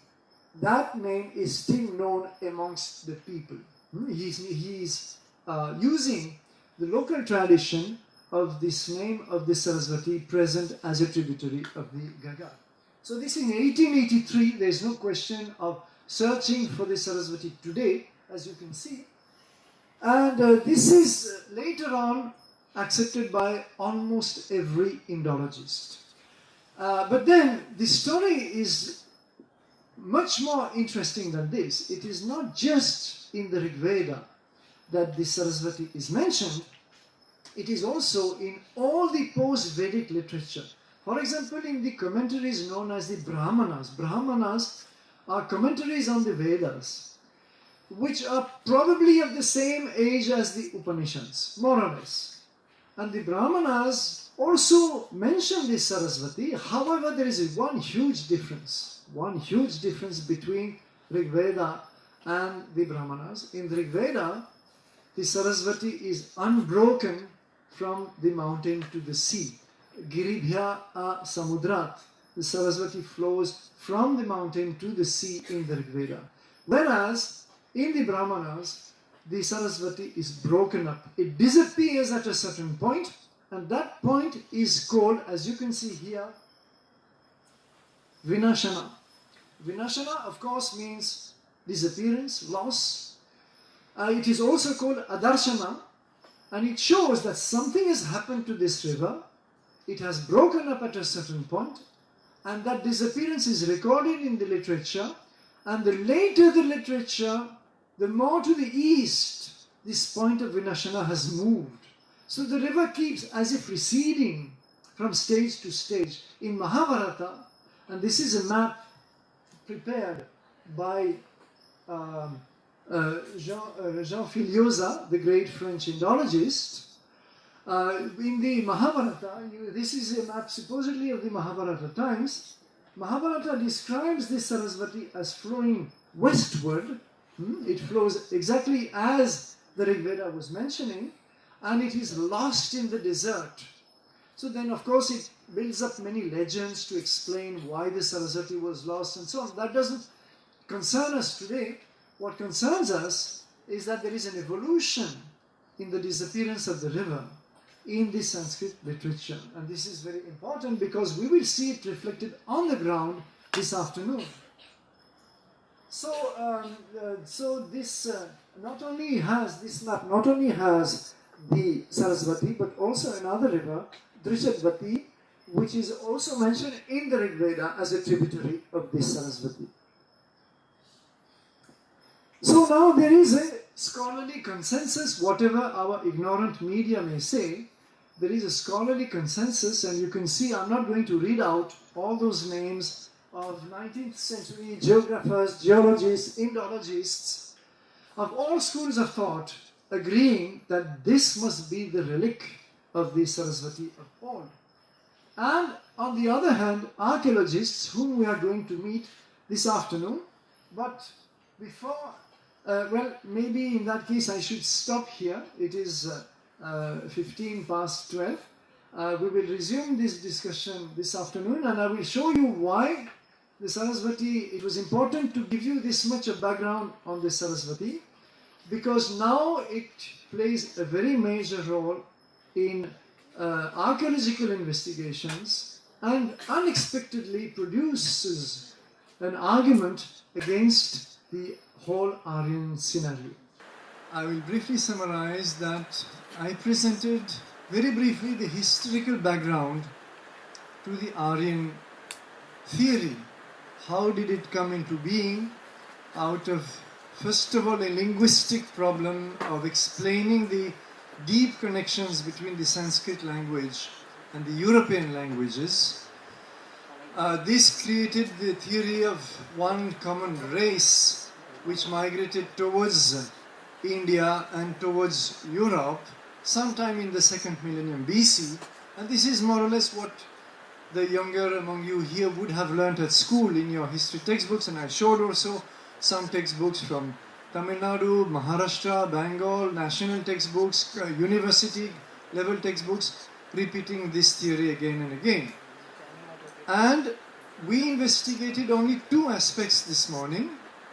One was the textual aspect, that is to say the literary evidence. Is there any actual evidence in the Rig Veda, which is, as you know, the most ancient Sanskrit text, which is supposed to have been composed by the Aryans after they came into India around 1500 BC, according to the Aryan invasion theory. Do we find firm evidence in the Rig Veda that these Aryan people came into India, migrated from another land, and subjugated the indigenous population? And I showed that there is actually no such evidence, which great Indian figures like Swami Dayananda Saraswati of Arya Samaj, Swami Vivekananda, Sri Aurobindo, Dr. Ambedkar had all pointed out to, and actually quite a few more, whom I didn't have time to mention. So there is nothing really in the Rig Veda, and curiously nothing in the most ancient literature of South India, like the Sangam literature of Tamil classical literature. The Sangam literature also has absolutely nothing to say about a supposed confrontation between incoming Aryans and supposed indigenous or Dravidian people. So this is the first great paradox which I showed you this morning, and in addition to this I explained that there is no recollection of a coming into India in the Rig Veda. There is no recollection of a coming from north to south in the Tamil Sangam literature. So this is very strange, and it doesn't fit with the Aryan scenario. Then we had a look at the second approach, which was the geographical evidence. And the geographical evidence of the Aryan theory showed us that there are contradictions here also. The Rig Veda talks about a very wide region, which is the Sapta Sindhava, all the way to Gujarat, through the run of Kutch, which it calls Irina. And this Irina shows that they had contact with the sea. This word Samudra, which they use, and depictions of ships and storms and waves also shows that. And this is not compatible with the coming into northwest of a few nomadic tribes, which the Aryans are supposed to have been, settling down in the Indus-Saraswati region and then composing the Rig Veda. They don't need such a huge, they would not have had time to expand over such a huge area. So briefly, this was the geographical paradox against the Aryan theory. And then I introduced the question of the Saraswati River, which I'm going now to take to its logical conclusion. And if those of you who were here this morning will remember that Rig Veda in the 10th mandala gives us the Nadistuti Sukta, the hymn in praise of rivers. where it lists rivers from east to west. Ganga, Yamuna, Saraswati, Shutudri, which is Sutlej, Ashikni, and it goes on, all the way to the Indus and the Afghan tributary of the Indus. I will show you this map once again. And this is very strange for two reasons. One is that they are describing the rivers from east to west. Ganga, Yamuna, Saraswati, Sutlej, Ravi, Chenab, Jhelum, Indus, and the Afghan tributaries of the Indus. Why do they do that? Why should the Aryans coming from west to east through the Khyber Pass, why should they describe rivers in the opposite order from the order in which they would have encountered them? There is no explanation. If you agree with the Aryan invasion or migration theory, you cannot explain. You cannot answer why they should do that. When the later historical chronicles of Alexander the Great's invasion, you would have read about Alexander the Great coming into India about 326 BC, and a lot of Greek geographers and historians chronicled his campaign, and they described the landscape of northwest India, the cities, the rivers, and naturally they described them from west to east, because that is the order in which Alexander the Great progressed, right? So why should the Aryans, following the same path 1,000 years before Alexander the Great, why should they list rivers in the opposite order? This is deeply mysterious. So now this was the first puzzle that the Nadistuti Sukta gives us. The second is the Saraswati itself. I explained the identification of the Saraswati with the Ghaggar Hakra river flowing today through Haryana, Punjab, northern Rajasthan, the Pakistani region known as the Cholistan Desert, and all the way to the Rann of Kutch. This was identified as early as 1855, not nowadays as many articles are propagating. This is not true. The identification of Saraswati with the Ghaggar Hakra river, which is today a seasonal river. It doesn't flow more usually than 100 kilometers or so, but during exceptional monsoons, and there was one in 2010, 5 years ago, there was a very mighty monsoon in northwest India. Indus flooded large parts of Pakistan, some of you might remember, and the Ghaggar flowed again all the way to Rajasthan. But this is exceptional, normally it does not. And but the Ghaggar has got a very, very wide bed, extending to 6 kilometers in some areas, which was noted not by 20th century recent explorers, but by British explorers in the early 19th century, and I gave all the details this morning. And this, number one, the presence of a dry bed exactly between Yamuna and Sutlej, as Rig Veda is mentioning. Number two, the presence of a tributary of the Ghaggar called Saraswati, even today Saraswati being of course a derivation of Saraswati. These two things together convinced 19th century scholars beginning in 1855 that this was the relic of the ancient Vedic lost Saraswati river, which actually the later Sanskrit literature describes as lost in the Brahmanas, late Vedic texts known as Brahmanas. The Saraswati is lost at a point called Vinashana. Vinashana, all Indians should understand because this word has gone into all Indian languages.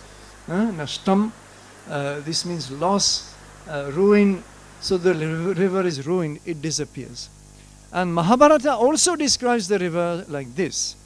And to anticipate a question which is often asked, when today we speak, to let us say average Hindus about Saraswati, they immediately associate Saraswati with the Triveni Sangam of Prayag, Allahabad. You know where this Mahakumbha Mela is taking place. And they say, but isn't this Saraswati located in the east, in the Ganges Valley at Prayag? You speak of Saraswati going to the west, that is to say to the Rann of Kutch. So the answer is very simple.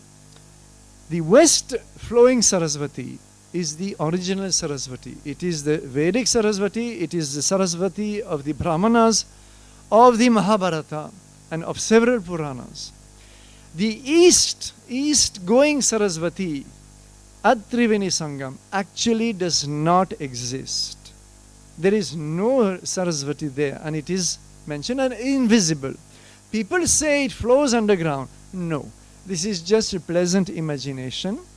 There is a huge water table in the Gangetic plain, but there is no underground flowing river.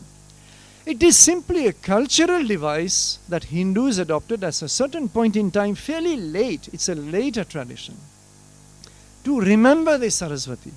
The original Saraswati had gone, disappeared, but they wanted to remember it because culturally, as I explained this morning, it was of great importance. It was the only river in the Rig Veda that had been deified, transformed into a goddess. So to remember this Saraswati, they adopted two devices. One was to relocate the Saraswati as an invisible, metaphorical river at the Triveni Sangam. And they say, let Saraswati be there with Ganga and Yamuna. The second device was to name a number of other rivers as Saraswati. And there are two Saraswatis in Gujarat. There is one in Bengal. There is another one in Himachal Pradesh. And even the Luni river of emerging at Pushkar in Rajasthan is also sometimes called Saraswati. So this is how they remembered the river, but these are later devices. Now, we have seen the aspect this morning of the rediscovery or re-identification rather of the Saraswati. Where was it located? And as I showed, there was a consensus reached in the 19th century itself among geographers, geologists, and Indologists, Sanskritists. It is not a recent identification, and when our media writes about locating or tracing or searching for the mythical river and so on, they are just being very ignorant, and they are not taking the trouble of studying the history of how the Saraswati was rediscovered. There's nothing new about this. However, there is a new phenomenon taking place, and to understand this new phenomenon concerning the Saraswati, which has a direct impact on the Aryan theory, we have to turn to archaeology. Archaeology is our third field, and it is of great importance for the simple reason, as I explained this morning, that if you want Aryans to have entered India about 1500 BC and entered in sufficient numbers to transmit the whole language, Sanskrit, to the indigenous population, to transmit their Vedic texts, because the whole of North India will gradually adopt the Vedic culture, and in fact the whole of India, even South also eventually after a few centuries will do so, and their social system based later on the what we call today caste, Varna Jati system, then these people should have should have left some material traces. You would expect a new people entering India around 1500 BC to have left different kind of objects that archaeology will detect, different objects of daily use, pots, forms of art, etc., etc. So these are things which are very easily detectable in archaeology. You see suddenly a transition from one material culture to another. And then you can say, well, yes, here there is a difference. Now, whether this is sufficient, first of all, does archaeology detect such a transition? We will have to see. And even if you do detect such a transition, is it sufficient to attribute it to Aryans coming into India? That will be another question. So with this summary, for those who could not be here this morning, let me now proceed and show you first of all the map of the Indus civilization. Why should we turn to the Indus civilization? Because Indus civilization, for those of you who remember a little bit about their history or proto-history in this case, emerges in the 3rd millennium BC. Actually, it emerges in the 5th millennium, but in a very rudimentary form, rural form, without cities, without urban development as yet. The full-fledged urban development is in the 3rd millennium BC. From about 2600 BC, as you can see on this slide, and by 1900 BC, this is the present state of knowledge. All these dates are rigorously established through radiocarbon dating at many sites. This civilization disintegrates. The urban order, the state, the authority that is there, that controls this civilization and runs all these cities according to common standards of urbanism, of administration and so on, that collapses. It disintegrates. So we are therefore, by 1900 BC, we reach the end of the Indus civilization. And remember, some of the textbooks I showed you this morning claim, not all, but some do claim that the Aryans came and destroyed the Indus cities. So we have now to consider this, therefore, to study a little bit this civilization. And incidentally, this is one of the very useful byproducts of this study of the Aryan issue, that you end up studying many of the roots of Indian civilization. So in any case, whatever one's opinion may be at the end of the study of the Aryan problem, the gain in understanding how it all came to be what we call today India is enormous.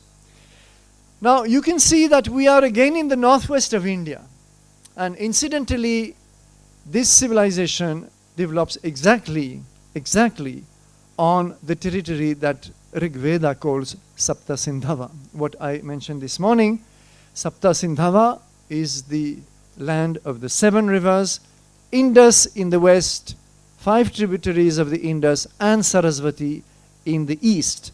This was the consensus again of Indology in the 19th century. So we have Rig Veda in Sapta Sindhava. We have also Harappan or Indus civilization in Sapta Sindhava, or let us say in the northwest of India. Briefly, it was discovered in 1921 and 22 by 2 Indian archaeologists, Dayaram Sahani at Harappa, first of all. Harappa, that is why sometimes it is called as a Harappan civilization, because that was the first site which was identified of this particular culture. And the next year, Rakhal Das Banerjee identified Mohenjo-daro as belonging to the same civilization. So Harappa will be here, and Mohenjo-daro, and this is Harappa in fact, okay, in the what is today Pakistan, Punjab, here, and this is Mohenjo-daro in Sindh. And these 2 cities, 700 kilometers apart, were suddenly having the same culture, the same kind of bricks, the same mysterious seals, the same copper tools, and the same shapes of pots and motifs, decorated motifs on pottery. So this was, the date was not immediately clear. I will not go into the details, but within a reasonable amount of time, it was very clear that it goes back to the 3rd millennium BC. And this was a very major leap into the past that archaeology provided for India, because you must realize that before this Indus civilization, the oldest remains in India were of Buddhist times. Let us say 400, 500 BC at the most. These were the oldest relics that archaeology had come up with. Now suddenly we jump 2000 years back into the past. And we have this civilization of the Bronze Age, because this is the age of copper and bronze, not yet the age of iron. Iron will come later. I'll develop this point maybe tomorrow afternoon. And you can see that soon afterwards, many new sites came to light here in what is known as the Indus Valley, and therefore it was called initially the Indus Valley civilization. Some also extended into Balochistan soon afterwards, and a few in Gujarat and other places. But then you see that there is a big cluster of sites here, precisely on the bed. For those of you who were here this morning, you would recognize the location of the Saraswati in the map of C.F. Oldham, which I showed you this morning, which is of 1886. So the same river now comes up full of, in its vicinity, full of Harappan sites. So what does it mean?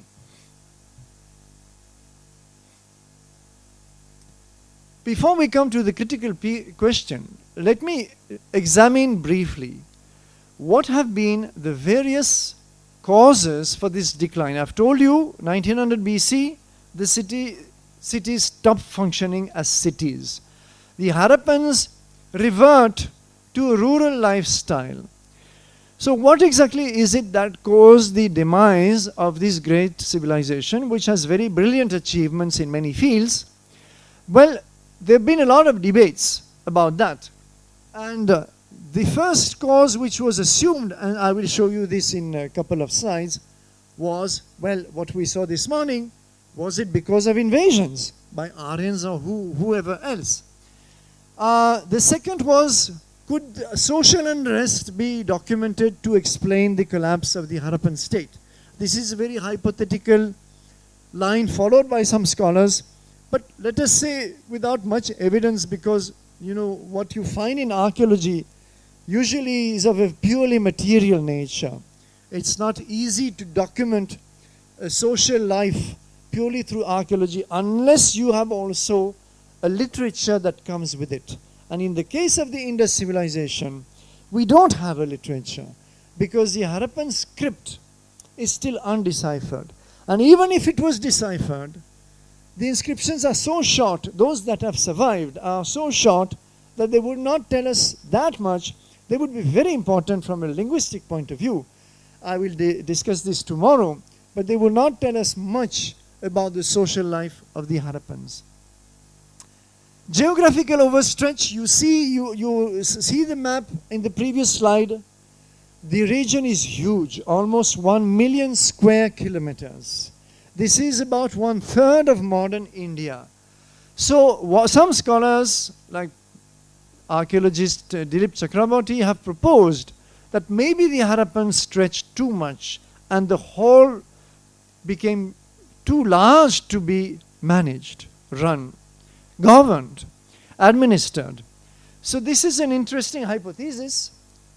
Another one is economic collapse, because towards the end of the Indus civilization, there is evidence of ending of international trade. International in the sense that the Harappans were exporting a lot of their goods, especially jewelry, timber, and possibly some food items, some animals were exported to regions of the Persian Gulf and Mesopotamia. So all the way to about 2,000 kilometers away, they were traveling and exporting and trading in various goods. Now this trade, according to Mesopotamian literary sources, because in Mesopotamia, unlike in Harappan civilization, we have a huge literature, very luckily. And that literature tells us that the trade with this region is no longer mentioned after about 2000 BC. So this coincides with the end of the civilization. Is it a cause? Is it, on the other hand, a consequence? This is the kind of, hypothesis that you have to test with some care, because you may rush to a conclusion that this is the cause of the demise of the civilization, but it might just as well be a simple consequence of it. So see how carefully interpretations have to be managed. Another cause is the proof, and now we can speak of proof, through many environmental studies, that this entire region, not just this entire region, large regions of Africa, Asia, including China, Europe, even North America, from 2200 BC were afflicted by a long drought. Now, a long drought doesn't mean that you never have any rain. It means that you have much less rain for a long period. And therefore, you have to readapt your agricultural patterns, habits, and the production may be affected. And cities are always vulnerable, much more than the rural parts, to changes in agricultural patterns, because cities do not produce food. They depend on the agricultural hinterland. So it could be that this disturbance in agricultural pattern was a contributory factor to the fall of the Harappan civilization. Then ecological overuse. Did the Harappans consume too much of their forests to fuel their huge brick industry, their huge pottery industry, their furnaces and kilns for metal industry, for seal making, for jewelry? All of this consumes a lot of firewood in an already degrading environment, as the previous item shows. Could it be that the Harappans precipitated in a severe ecological crisis? This has been speculated by some scholars also. And finally, and here you will see that I have not put a question mark, is it that the Saraswati drying up around 2000 or 1900 BC also contributed to this decline and final fall of the Indus civilization? Now, why do we put a date on the drying up of the Saraswati? What is it that allows me to say that Saraswati dried up around 2000 or 1900 BC, which coincides with the collapse of the urban phase of the Indus civilization? And the answer is in the next few slides. First of all, to supplement what I showed you this morning about the Saraswati, there have been more recent studies in several fields. I will not be able to show all of them. There have been very interesting geological studies in particular, but satellite imagery, which you can see here, this is actually a slide from a view from National Geographic, which you can access on your desktops today, and similar views from Google Earth. So anybody today can see the relic of the Saraswati, and this is what I have pointed with these red arrows.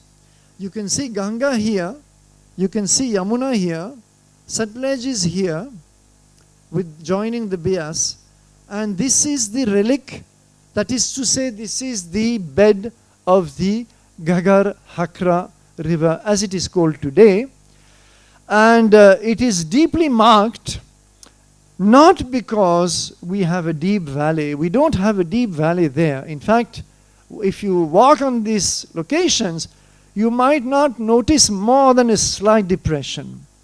The reason why you see such a deeply marked dark trace of the river is because, as I mentioned this morning, you might remember, some of you, wells of fresh water are still existing all along the dry bed of that river.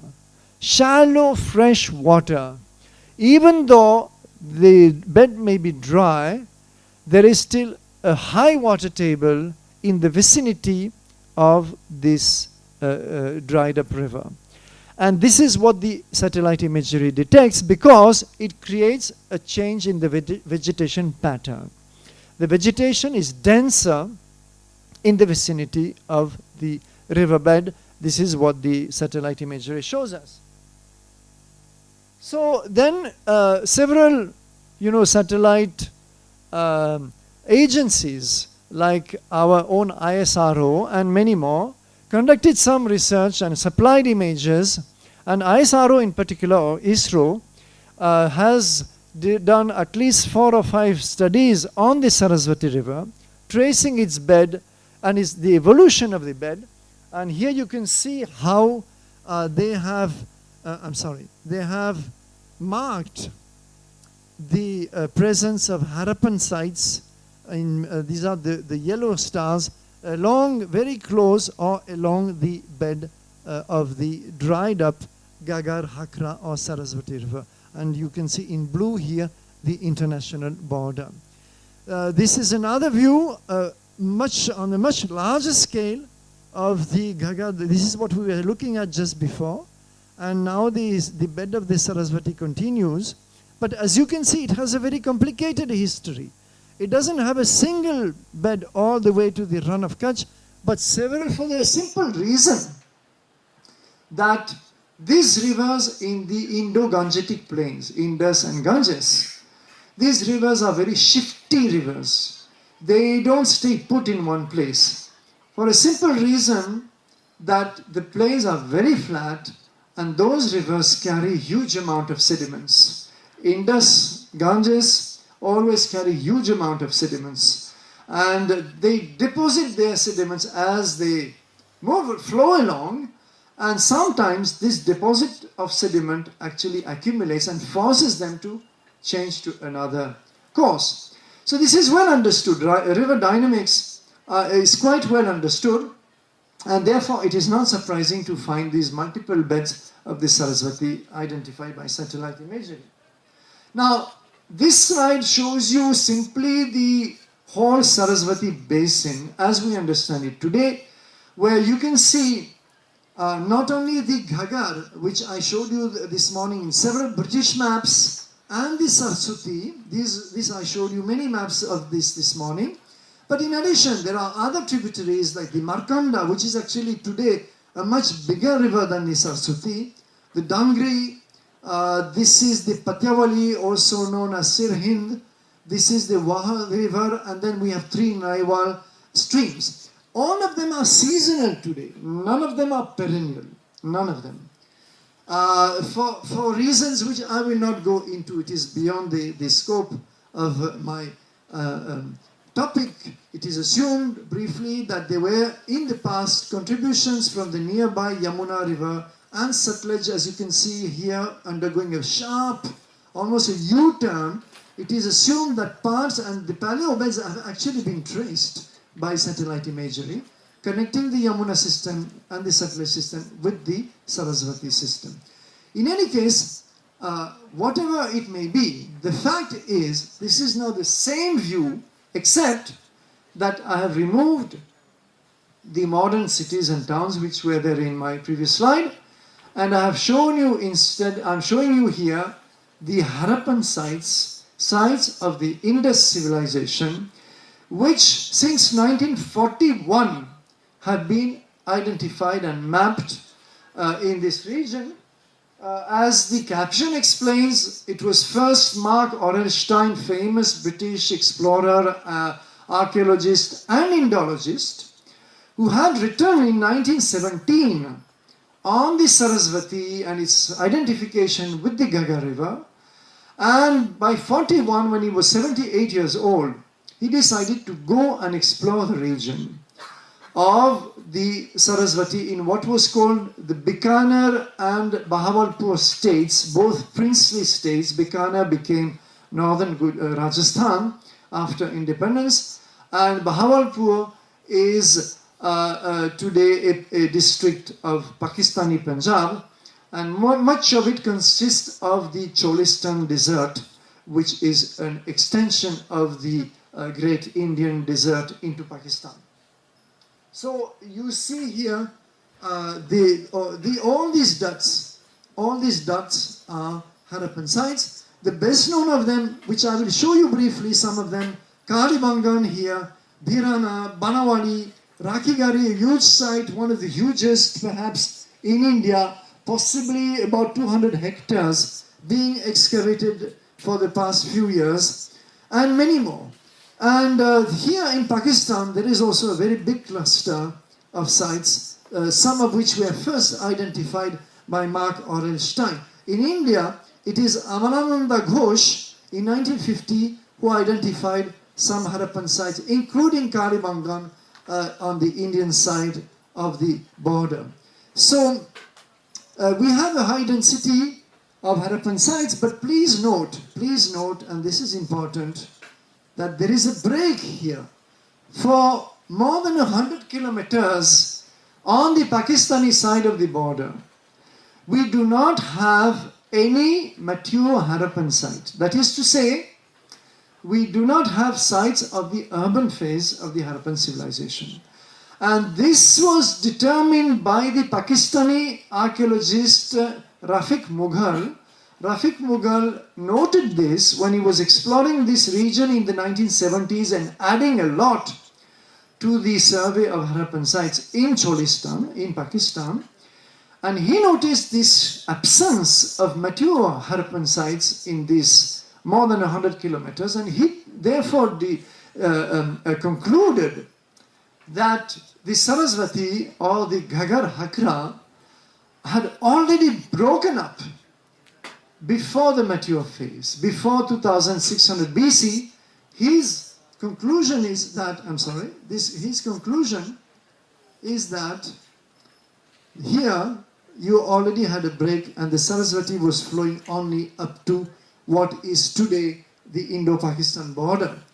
So now let us see the overall picture. First of all, these are statistics which I have compiled from many sources to show you that in the mature phase, as I have explained, the urban phase, after a long early Harappan phase and before the phase of decline of the civilization, you find 360 sites approximately. Actually today it will be closer to 400.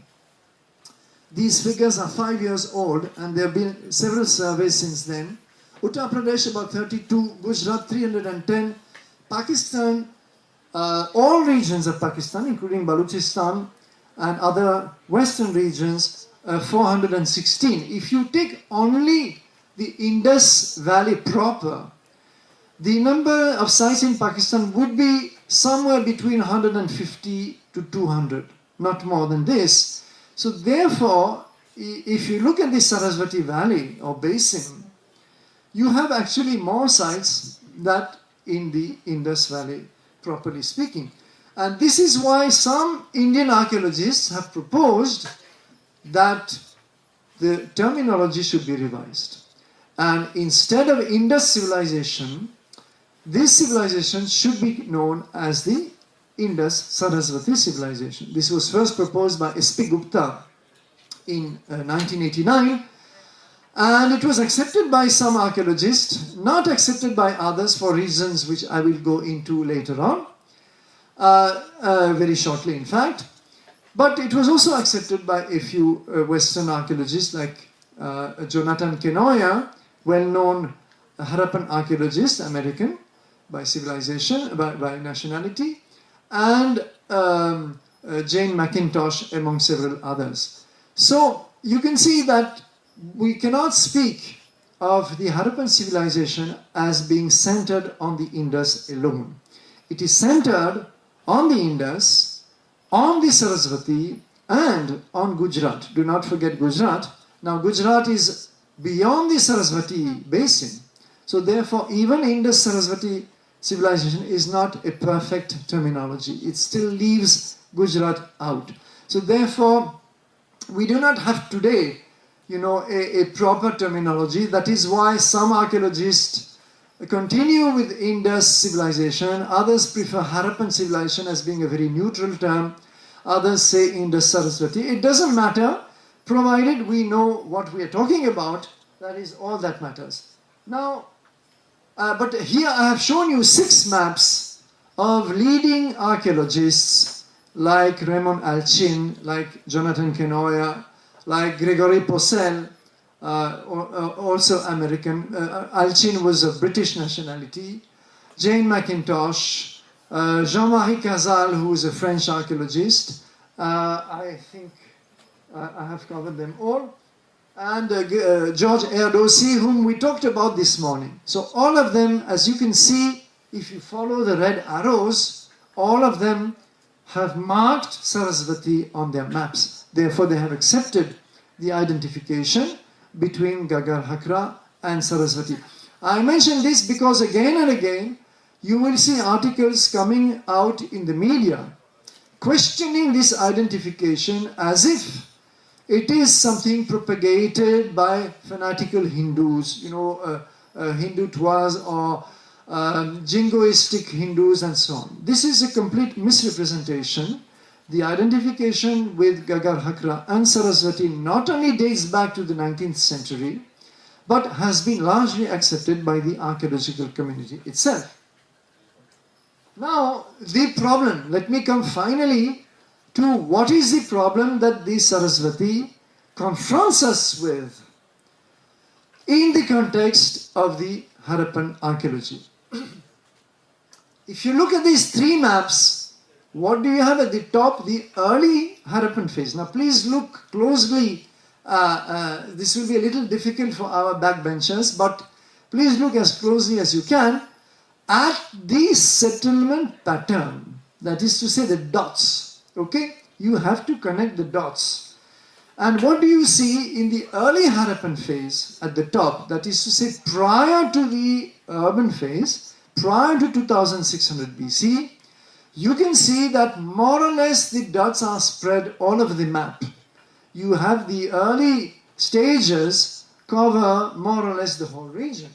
So you have quite a few on the Saraswati, and also along this is known as the Chotang or Chitrang river, also seasonal, and this has been identified with the Drishabvati of Rigveda, which I briefly mentioned this morning.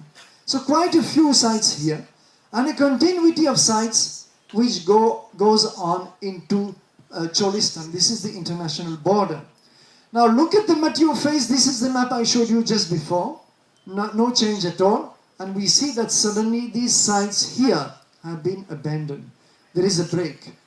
But the biggest change takes place after 1900 BC, when suddenly 1900 BC is here, and suddenly all the sites of the central basin of the Saraswati are abandoned, totally abandoned. Kalibangan, for example, is abandoned. It doesn't have a late phase. It doesn't have people lingering on, maybe reverting to rural lifestyle, not at all. It is just abandoned. And this is very clear in the archaeological record. In other regions, like in Harappa, for example, or in Gujarat, you have people lingering on in the cities. Now, it's almost amusing to see how they revert to a rural lifestyle while remaining in the cities. But the city, the urban order has collapsed. You no longer have any sanitation. The standards of constructions are abandoned. Many of the activities of trading and so on have also vanished. But they stay on as rural, almost like villagers, because you can always revert to a lifestyle of villager. Now this is what happens in this region. Look at the massive density of dots near the Shivalik hills at the foothills of the Himalayas. Look at the density. Why do we find suddenly so many sites clustering there? Actually 1,400 of them have been listed till now, possibly more today.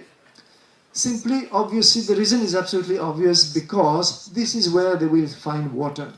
There will still be streams flowing down from the Shivalik hills, but these streams are small and they no longer have the strength to feed the Saraswati and to go and to flow on into Cholistan.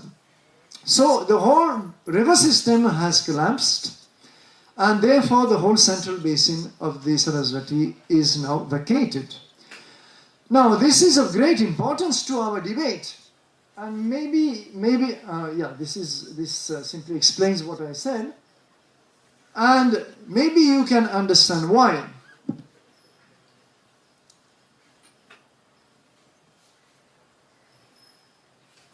And why, incidentally, the identification now suddenly becomes disputed by scholars like those whom I mentioned at the top of this slide, and who suddenly objected to the identification of the Saraswati with the Gagar Hakra. So what is the reason? The reason is this, that remember, Sarasvati is extremely important in the Rig Veda. It is praised as a great river flowing from the mountain to the sea. It has an unbroken flow. It is the best of rivers, best of mothers, best of goddesses. As I said this morning, is very highly praised. It is the only Vedic river deified, transformed into a goddess. Like later on, Ganga and Yamuna and other rivers will become goddesses. But in Rig Veda, this is the only one. So this Sarasvati is so highly praised. And we are told that the Aryans enter India around 1500 BC, settled down along the Sarasvati by 1200 BC, and they compose the Vedic hymns, praising the Sarasvati as a mighty river flowing from the mountain to the sea.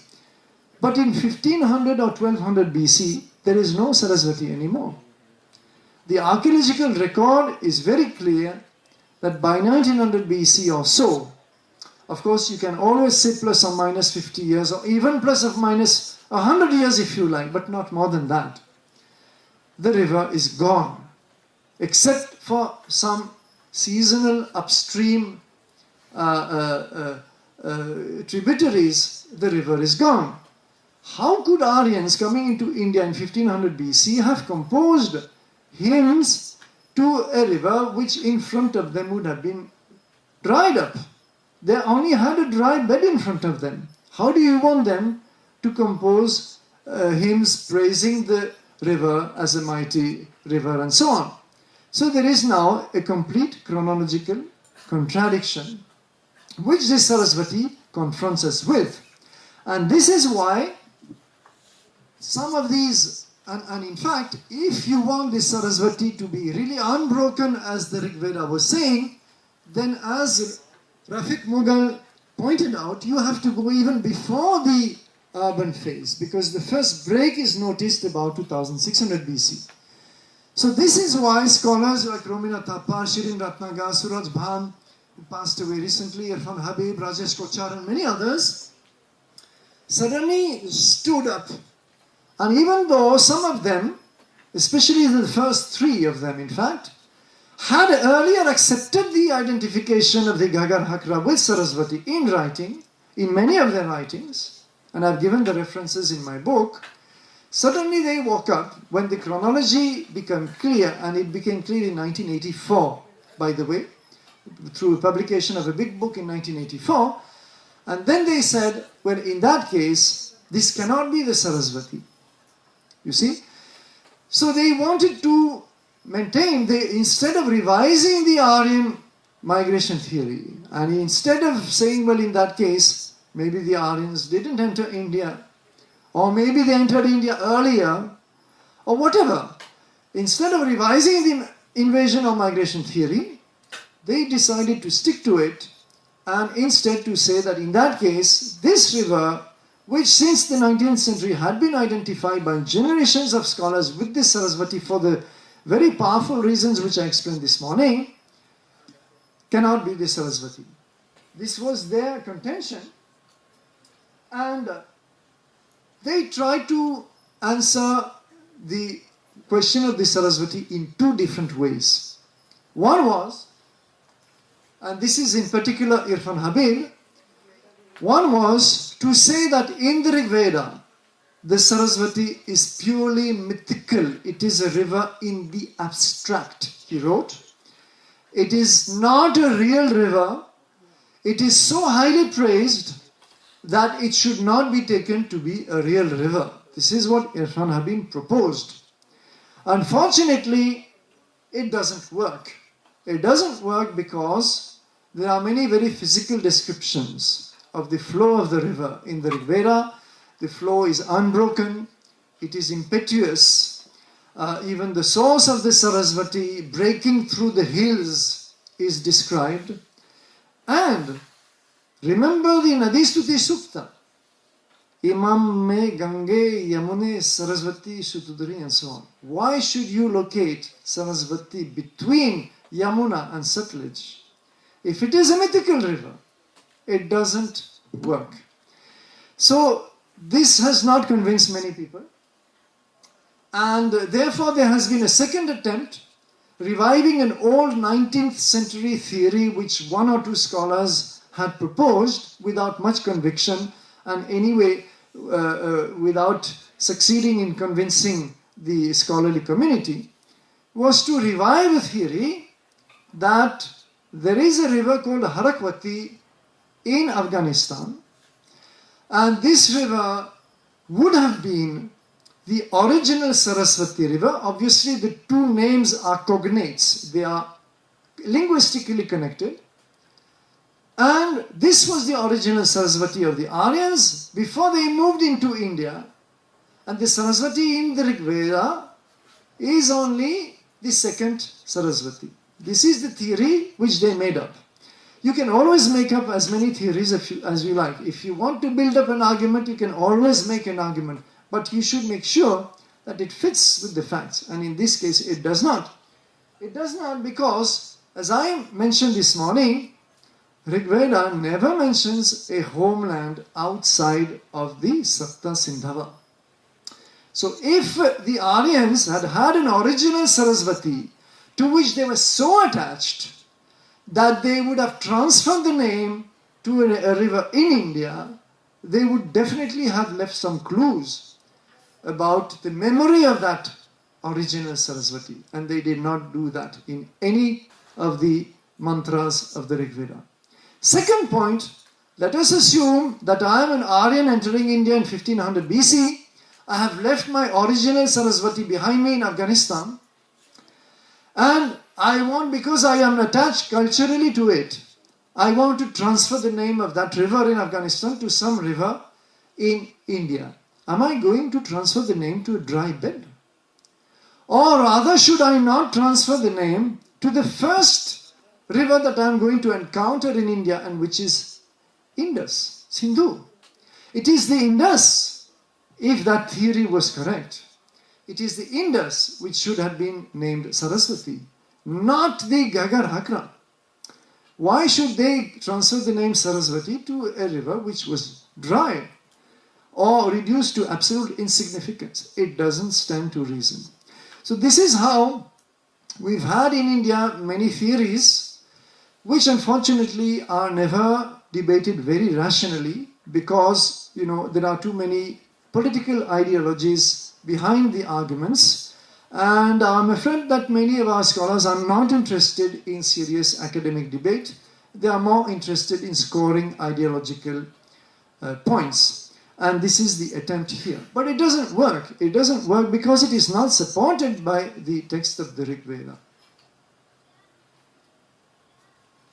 Then I move on, in the field of archaeology, I move on to what I have called the curious case of the missing skeletons. Those of you who were here this morning will remember a textbook from Tamil Nadu talking about heaps of skeletons found in the streets of Mohenjo-daro, and attributing this to the incoming Aryans.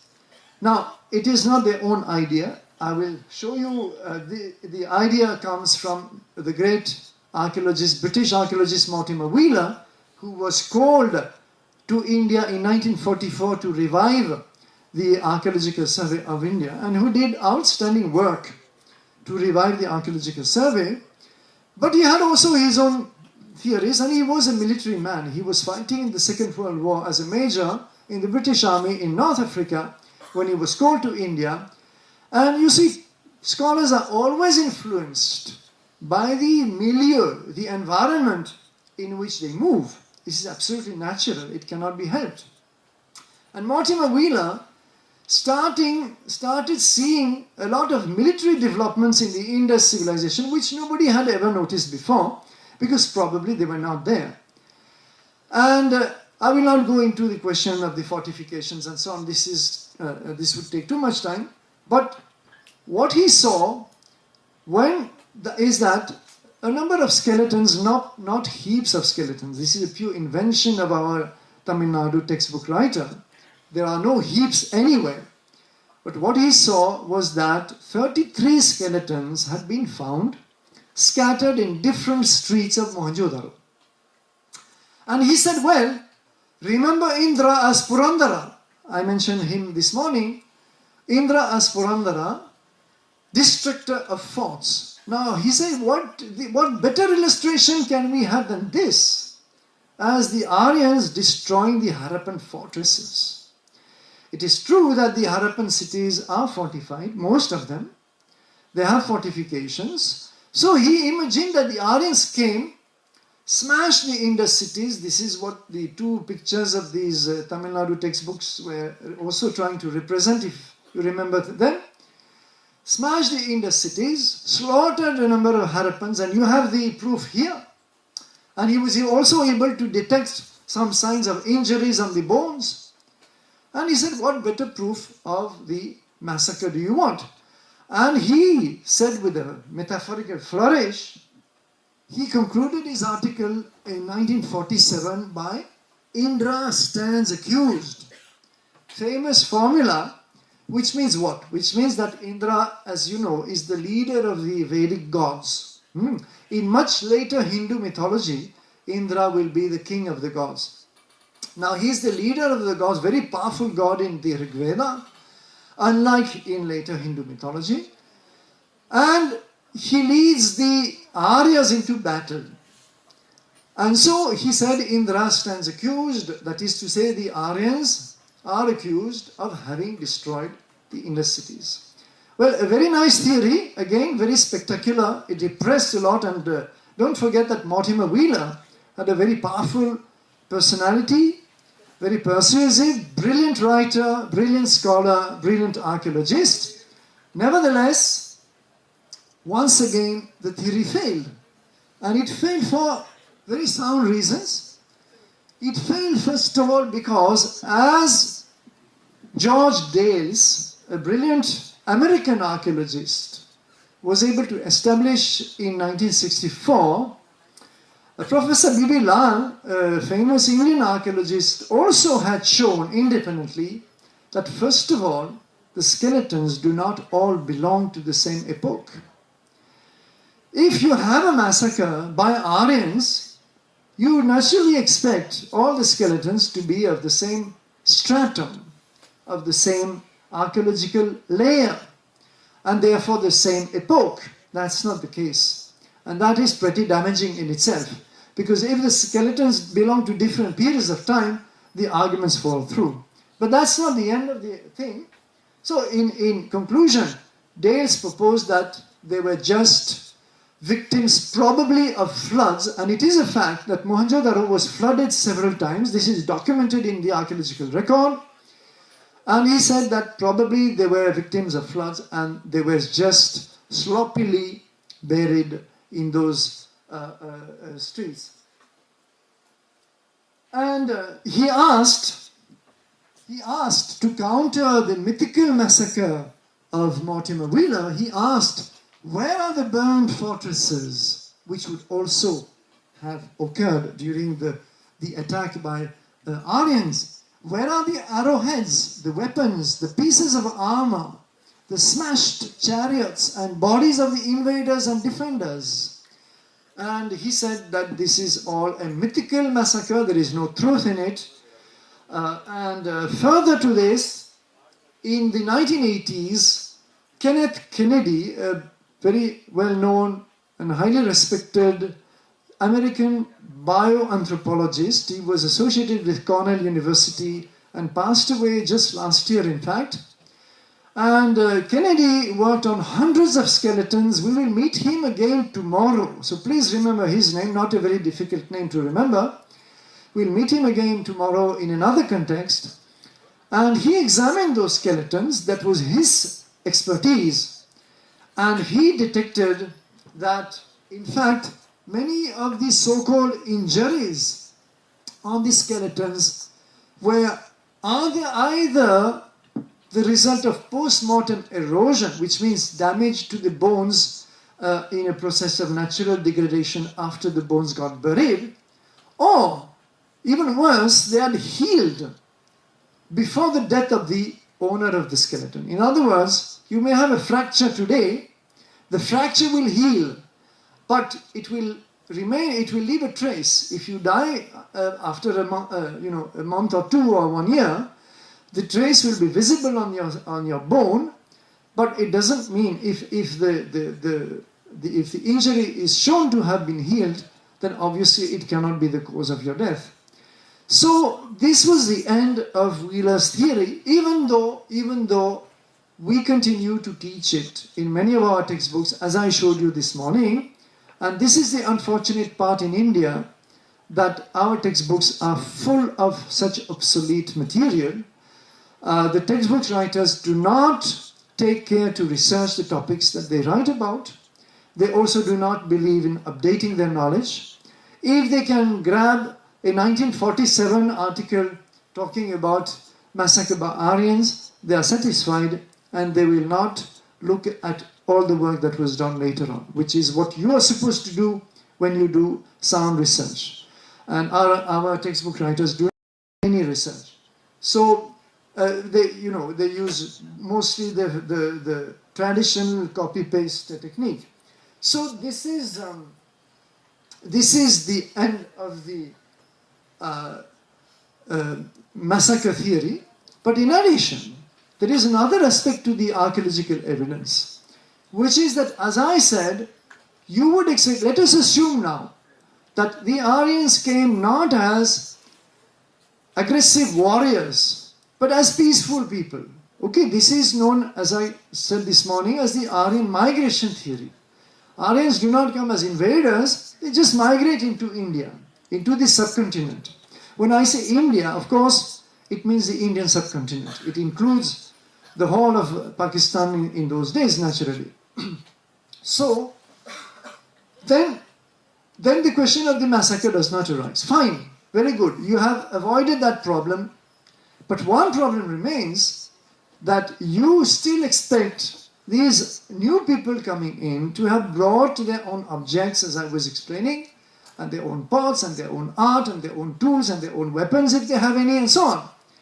And this should be detectable in the archaeological record. And here the problem is that there has not been any visible coming into India of a new material culture.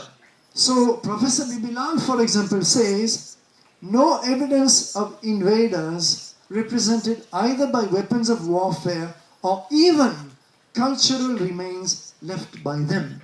So this is the great difficulty, that archaeology does not support the coming of a new culture.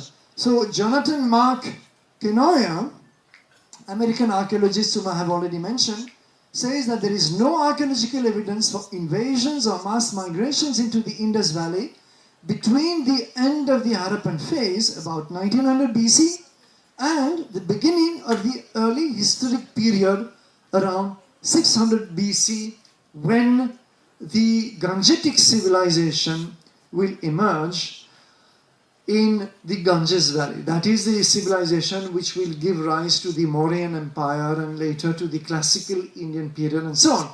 So that starts from 600 BC or maybe 700-800 BC, doesn't matter. So he says that between the two civilizations, Indus civilization, which ends about 1900 BC, Gangetic civilization, which begins about 700 or 600 BC, there are no signs of invasion.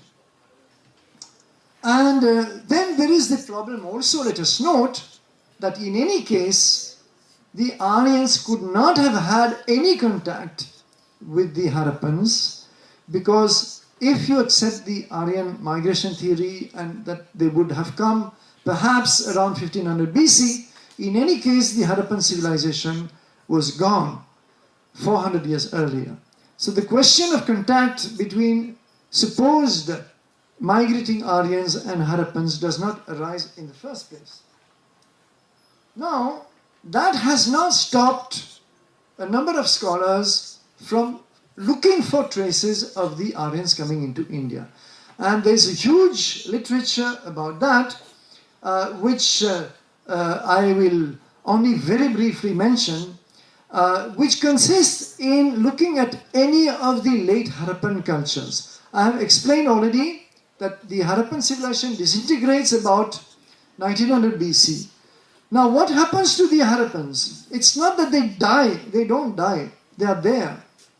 They simply move to places where there still be water, where they can still resettle, follow a rural lifestyle, and they can do very well. People can do very well in a rural context. As long as there is water, you can do very well. You don't need cities, you don't need a high state of civilization. If it is not sustainable by the environment or for whatever reason, you can still have a very decent rural lifestyle. There's no problem about that, and this is what the late Harappans did. So some of them, as I showed, moved towards the Shivalik hills, Haryana and so on.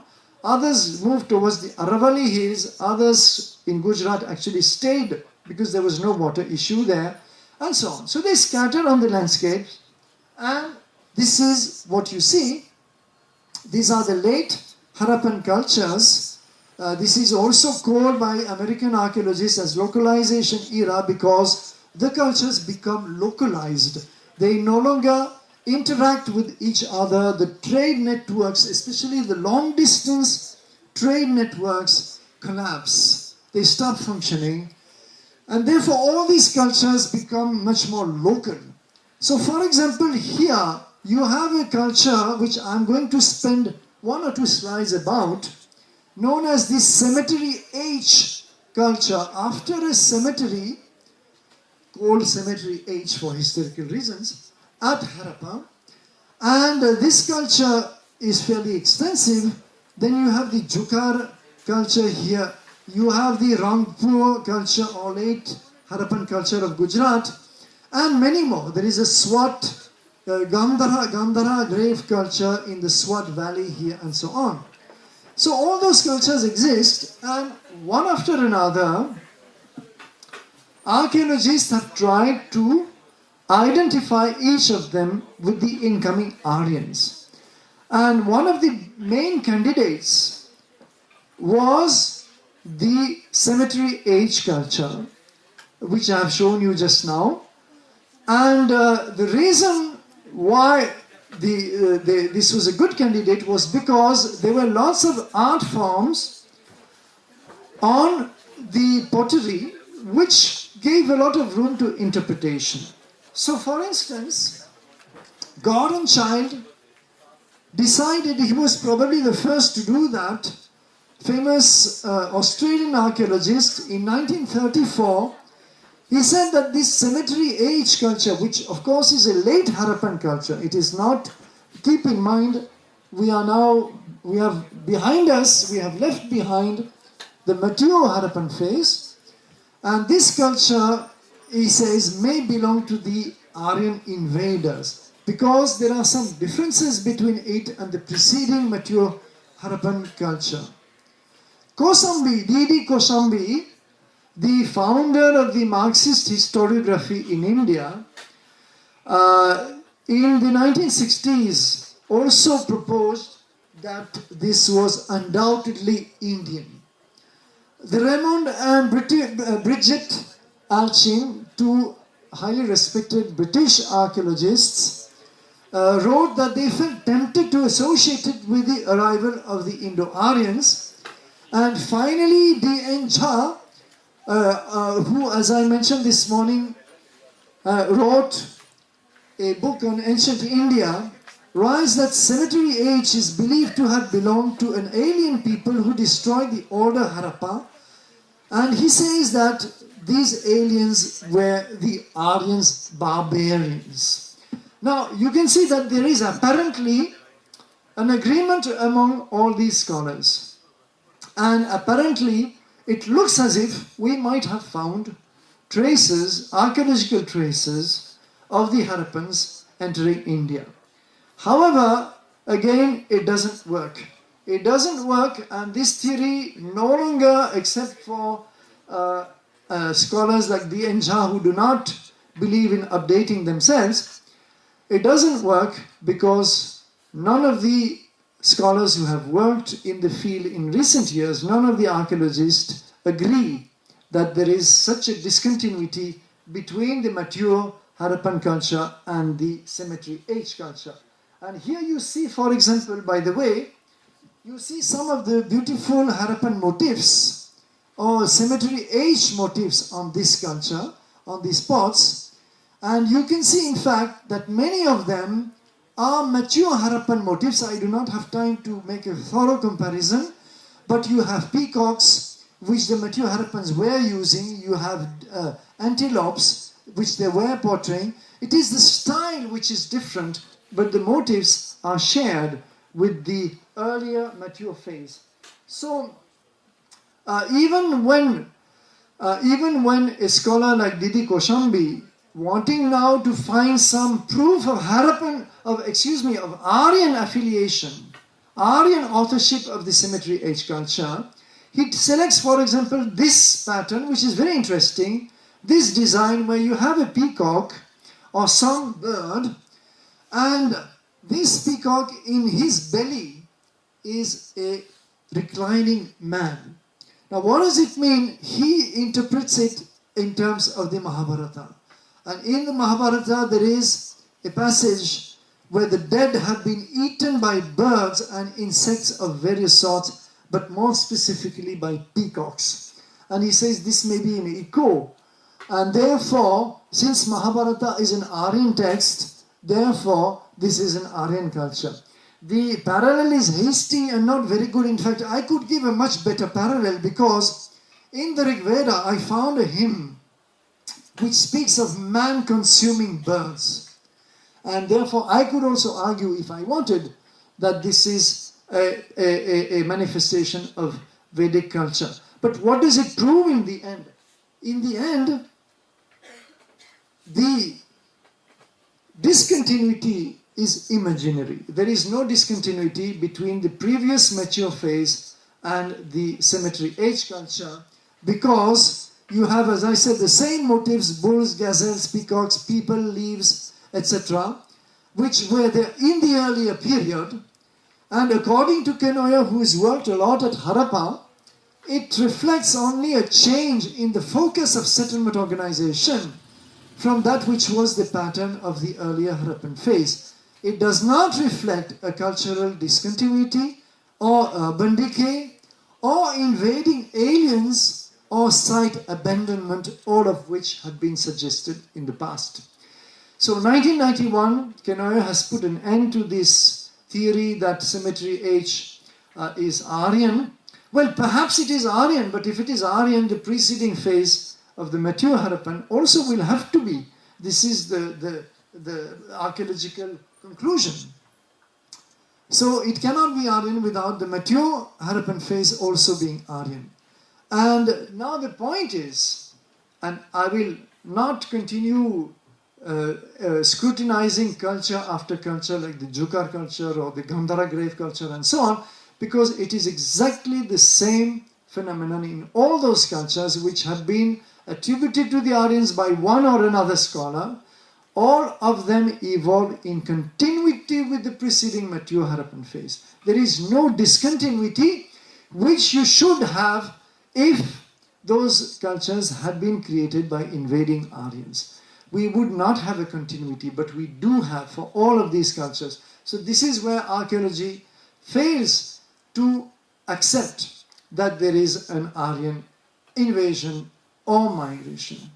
There is, in addition, a problem in deciding of the culture associating a particular material culture, say some pots like those we found in the cemetery age culture, to associate them with a particular culture like the Vedic culture is always a very delicate exercise, because you have to interpret. You have to say, well, this pot reminds me of a particular motif in the Rig Veda, and therefore it is an Aryan pot. It is not a legitimate exercise unless you can produce a huge amount of evidence and many such clear parallelisms. You are actually not following a very sound method. And this is what Jean-Marie Cazal, this French archaeologist who worked in the Indian subcontinent, wrote in 1969, but unfortunately our scholars do not follow such sound advice. He said, until now, Aryans have eluded all archaeological definition.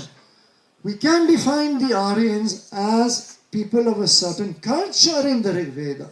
Yes, Aryas in the Rig Veda are those who worship the gods in the right way, who pronounce the mantras in the right way, who perform the rituals in the right way, and who defend the cosmic order, which in the Rig Veda is called Ritu or Dharma. So this is the definition of the Aryas in the Rig Veda. Those who, it's a cultural definition. Now to transfer this definition to an archaeological definition is a huge leap, which Jean-Marie Cazal tells us is very risky. And he says, they have eluded all archaeological definition. We cannot define the Aryans, archaeologically speaking. We cannot pinpoint them on the ground. You see? He says, no type of artifact, no class of pottery has been discovered that would enable us to say, Aryans came this way, here is a typically Aryan sword or goblet. He is being ironic here, and he says it's impossible to identify one object as being Aryan or not, because the two things belong to two totally different realms. One is hardcore archaeology and material remains, the other is a text where certain cultural concepts are given to define what is Arya, what is Dasyu, and so on. And unless you have a literature, suppose you have one day a long Harappan text which is readable and which tells us about the culture of the Harappans in great detail, then you cannot extrapolate out of simply one or two pots or objects. So this is the very sound warning that Cazal gives us, which unfortunately many scholars have not heeded, and therefore their hasty conclusions. And so on. So this is the Swat culture I was telling you about. Then there is a painted grey culture. This is a culture in Central Asia known as Oxus civilization or Bactria Marjana archaeological context. All of these have by one scholar or another been associated with the incoming Aryans, but ultimately this is all pure speculation. And you can never prove these theories because, again, you cannot easily equate a text and a material culture. So this is where archaeology brings us back to earth, down to earth, and tells us stop all these exercises of trying to trace the Aryans on the ground. They're not going to succeed. Now there is nevertheless one counter argument, and I think I will I'll take a few more minutes to close this part on archaeology, which is important. I will be brief. This is the argument of the horse, because those who propose or who defend the Aryan migration or invasion, even though there is now no archaeological evidence left for it, they propose a counter argument. They say, well, maybe archaeology cannot prove that there was an Aryan invasion, but it can prove that Indus civilization was not Aryan, and therefore the Aryans came after. Okay? This is the argument. How does it work? It is based on the horse. And they say that Rig Veda constantly mentions Ashwa, hundreds of times. The horse is an important animal in the Rig Veda, and it is glorified and so on. And it is even, some of them say, it is central to Vedic culture. Central to Vedic culture. This is actually a matter of choice. The one animal which is undeniably central to Vedic culture is the bull. It is the bull who is always used to praise gods. For example, if you want to praise Indra or Surya, you say Indra the bull, the mighty bull. You never say Indra the mighty horse. So anyway, let us not quarrel between the horse and the bull. The point is, certainly Ashwa occurs many times in the Rig Veda. Whether it is central to Vedic culture, I will come back to it. Secondly, they say there are no horse remains in the Harappan civilization. There's been huge controversies about that, huge, and very heated. And they will say that anyway, no horse bones have been found, and the horse is not depicted on the Harappan seals. So therefore, the Harappans didn't know the horse. And since they didn't know the horse, it cannot be a Vedic culture. And here I am putting back the two images from Tamil Nadu textbooks, which I showed this morning already, and which propose, of course completely imaginary, propose to depict the Aryans coming into India, one driving those horse carts for whatever worth they are. So therefore the Aryans are horse-centered, the Harappans are not horse-centered, therefore the Aryans must have come after the Harappan civilization. That is the argument, and it seems to be so logical and so powerful that many people are convinced that therefore, yes, in that case, we have to accept that Aryans must have come into India and introduced the horse into India later on, after the fall of the Indus civilization, and therefore it does show that there must have been an Aryan migration. This is how the argument goes. Now, when you scrutinize such arguments, you find that they are much more shaky than they are seen. It is a well-packaged argument, no doubt, but it is very shaky in fact. First of all, lots of archaeologists have disagreed about the presence of horse bones in the Harappan settlements. And in fact, quite a few, 12 Harappan sites have had bones of horses certified by very eminent archaeozoologists, as they are called. Archaeozoologists are experts in the bone remains of animals in ancient contexts, you see. So they will tell you immediately that this is a goat and this is from an elephant and so on. They will be able to identify the fauna, the ancient fauna, with great expertise. So we have 12 sites, I have listed them in a paper, where we have competent archaeozoologists saying this is the horse, the true horse. Now this is, and even not just in Harappan context, but sometimes in pre-Harappan context and Neolithic contexts. So therefore, it is not true that there is no presence of horse remains in the Harappan civilization. There may be few, but there are, for example, here you see at Surkotada in Gujarat, bones of horse, the true horse, which were certified first of all by an Indian archaeozoologist, his name is A.K. Sharma, and secondly by Sender Bukani, who was an international expert in the evolution of the horse. He was specialized on the worldwide evolution of the horse. How did the horse species come into being? How did it spread? Through what cultures? And so on. And Sender Bukani one day was visiting, in the 1990s, was visiting New Delhi, and he was shown the bone remains of Surkotada, and he examined them and he gave a written report on the spot to the Archaeological Survey of India that these bones are the bones of the true horse. And not only the true horse, but the domesticated true horse, because some of the teeth, there were also a few teeth, not just bones, some of the teeth showed the mark of the horse biting his bit. You know, when you put a bit in the mouth of the horse to control him, then this leaves, when the horse bites out of annoyance or habit, it leaves specific marks on the teeth, and Sender Bukani identified them. Now normally, in a normal context, you would expect people to relent and say, okay, fine, then there were some horses in the Indus civilization. There were not many. The percentage of horse bones never exceeds 1.5% of the total bone quantity found in the various sites. The reason is easy to explain. What are the bones you find when you excavate? Invariably, the bones you find are the bones of the animals that are eaten, that are butchered and eaten. So in Harappan sites, you find a lot of bones of cattle goats, various wild animals who were identified rigorously.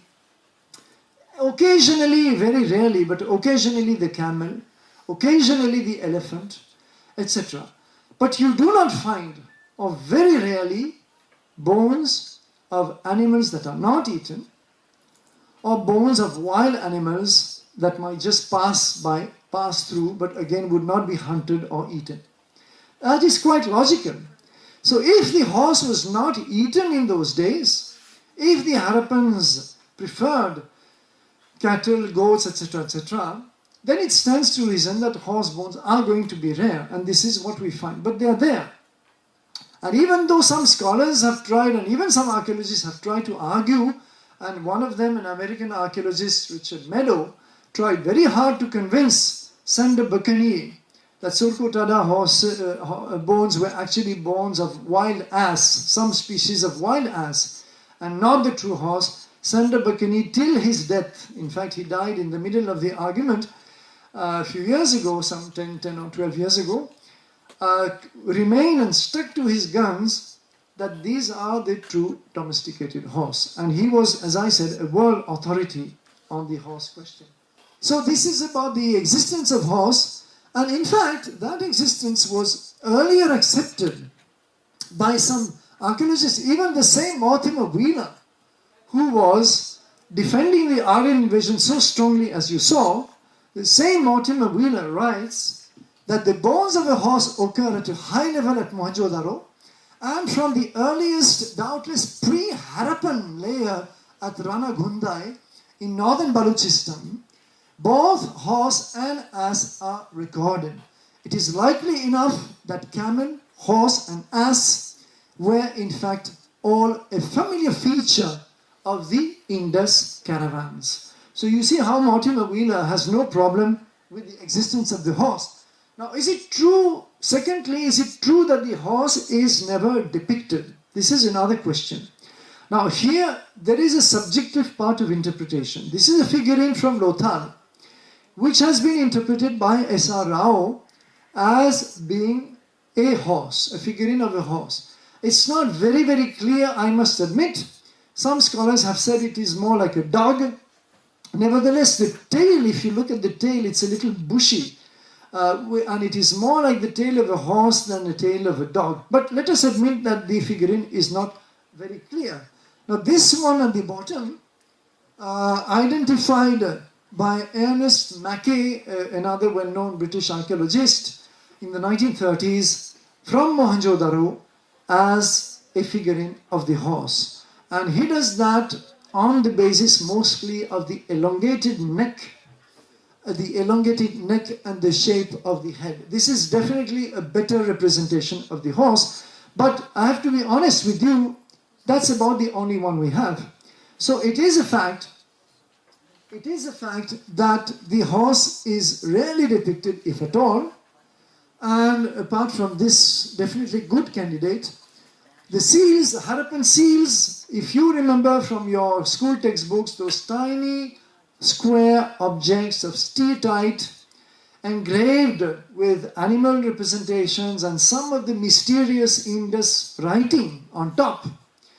These seals usually represent a bull or a unicorn. We will see some of them tomorrow morning, in fact. For those of you who will be here tomorrow morning, we will explore the cultural, more of the cultural context of the Harappan civilization. And these seals never represent the horse. So this also has been, advocated as a proof that the Harappans did not know the horse, but this is not a proof at all. Because you don't find on the seals the lion. You don't find the cow, though you find the bull. And if there were bulls, there must have been cows, logically, right? But the cow is never represented. You don't find the camel or the wolf or the cat or the jackal, yet all these animals were present in the region in those days, and the Harappans must have known them all.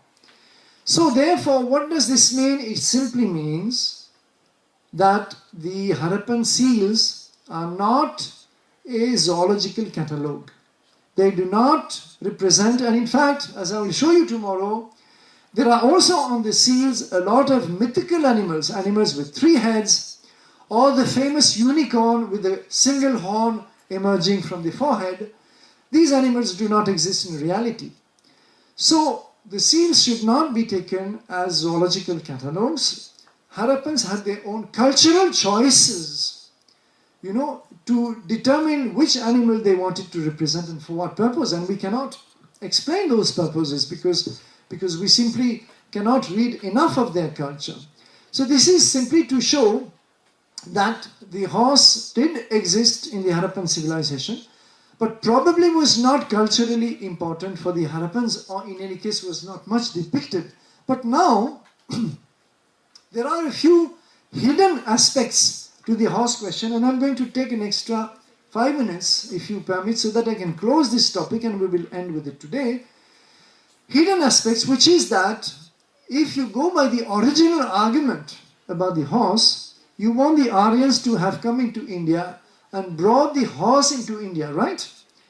If you defend the Aryan migration theory.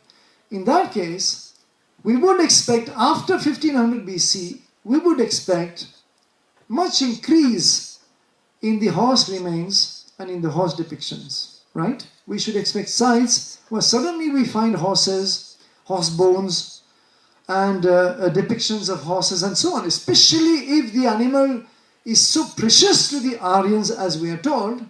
If it is an instrument of conquest, as certain scholars have argued, then they should have glorified it in their art. There is no such thing.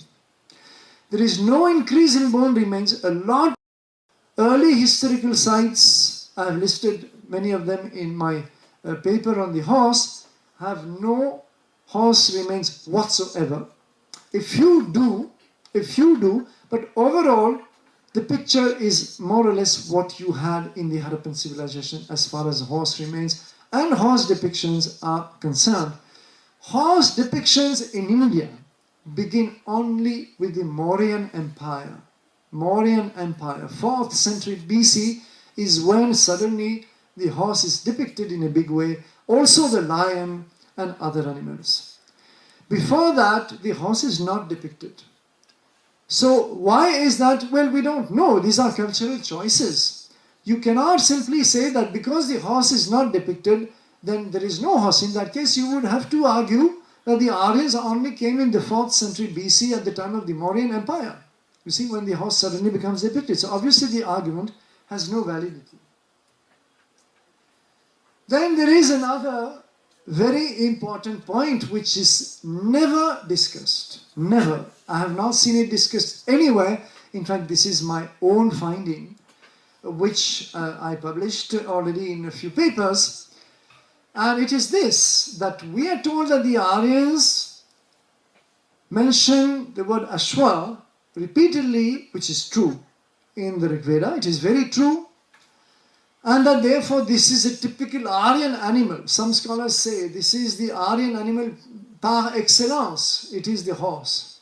Well, you will be surprised to find that the Dasyus, the so-called enemies or adversaries of the Aryans, were kinds of creatures of darkness, as I showed this morning, demons perhaps.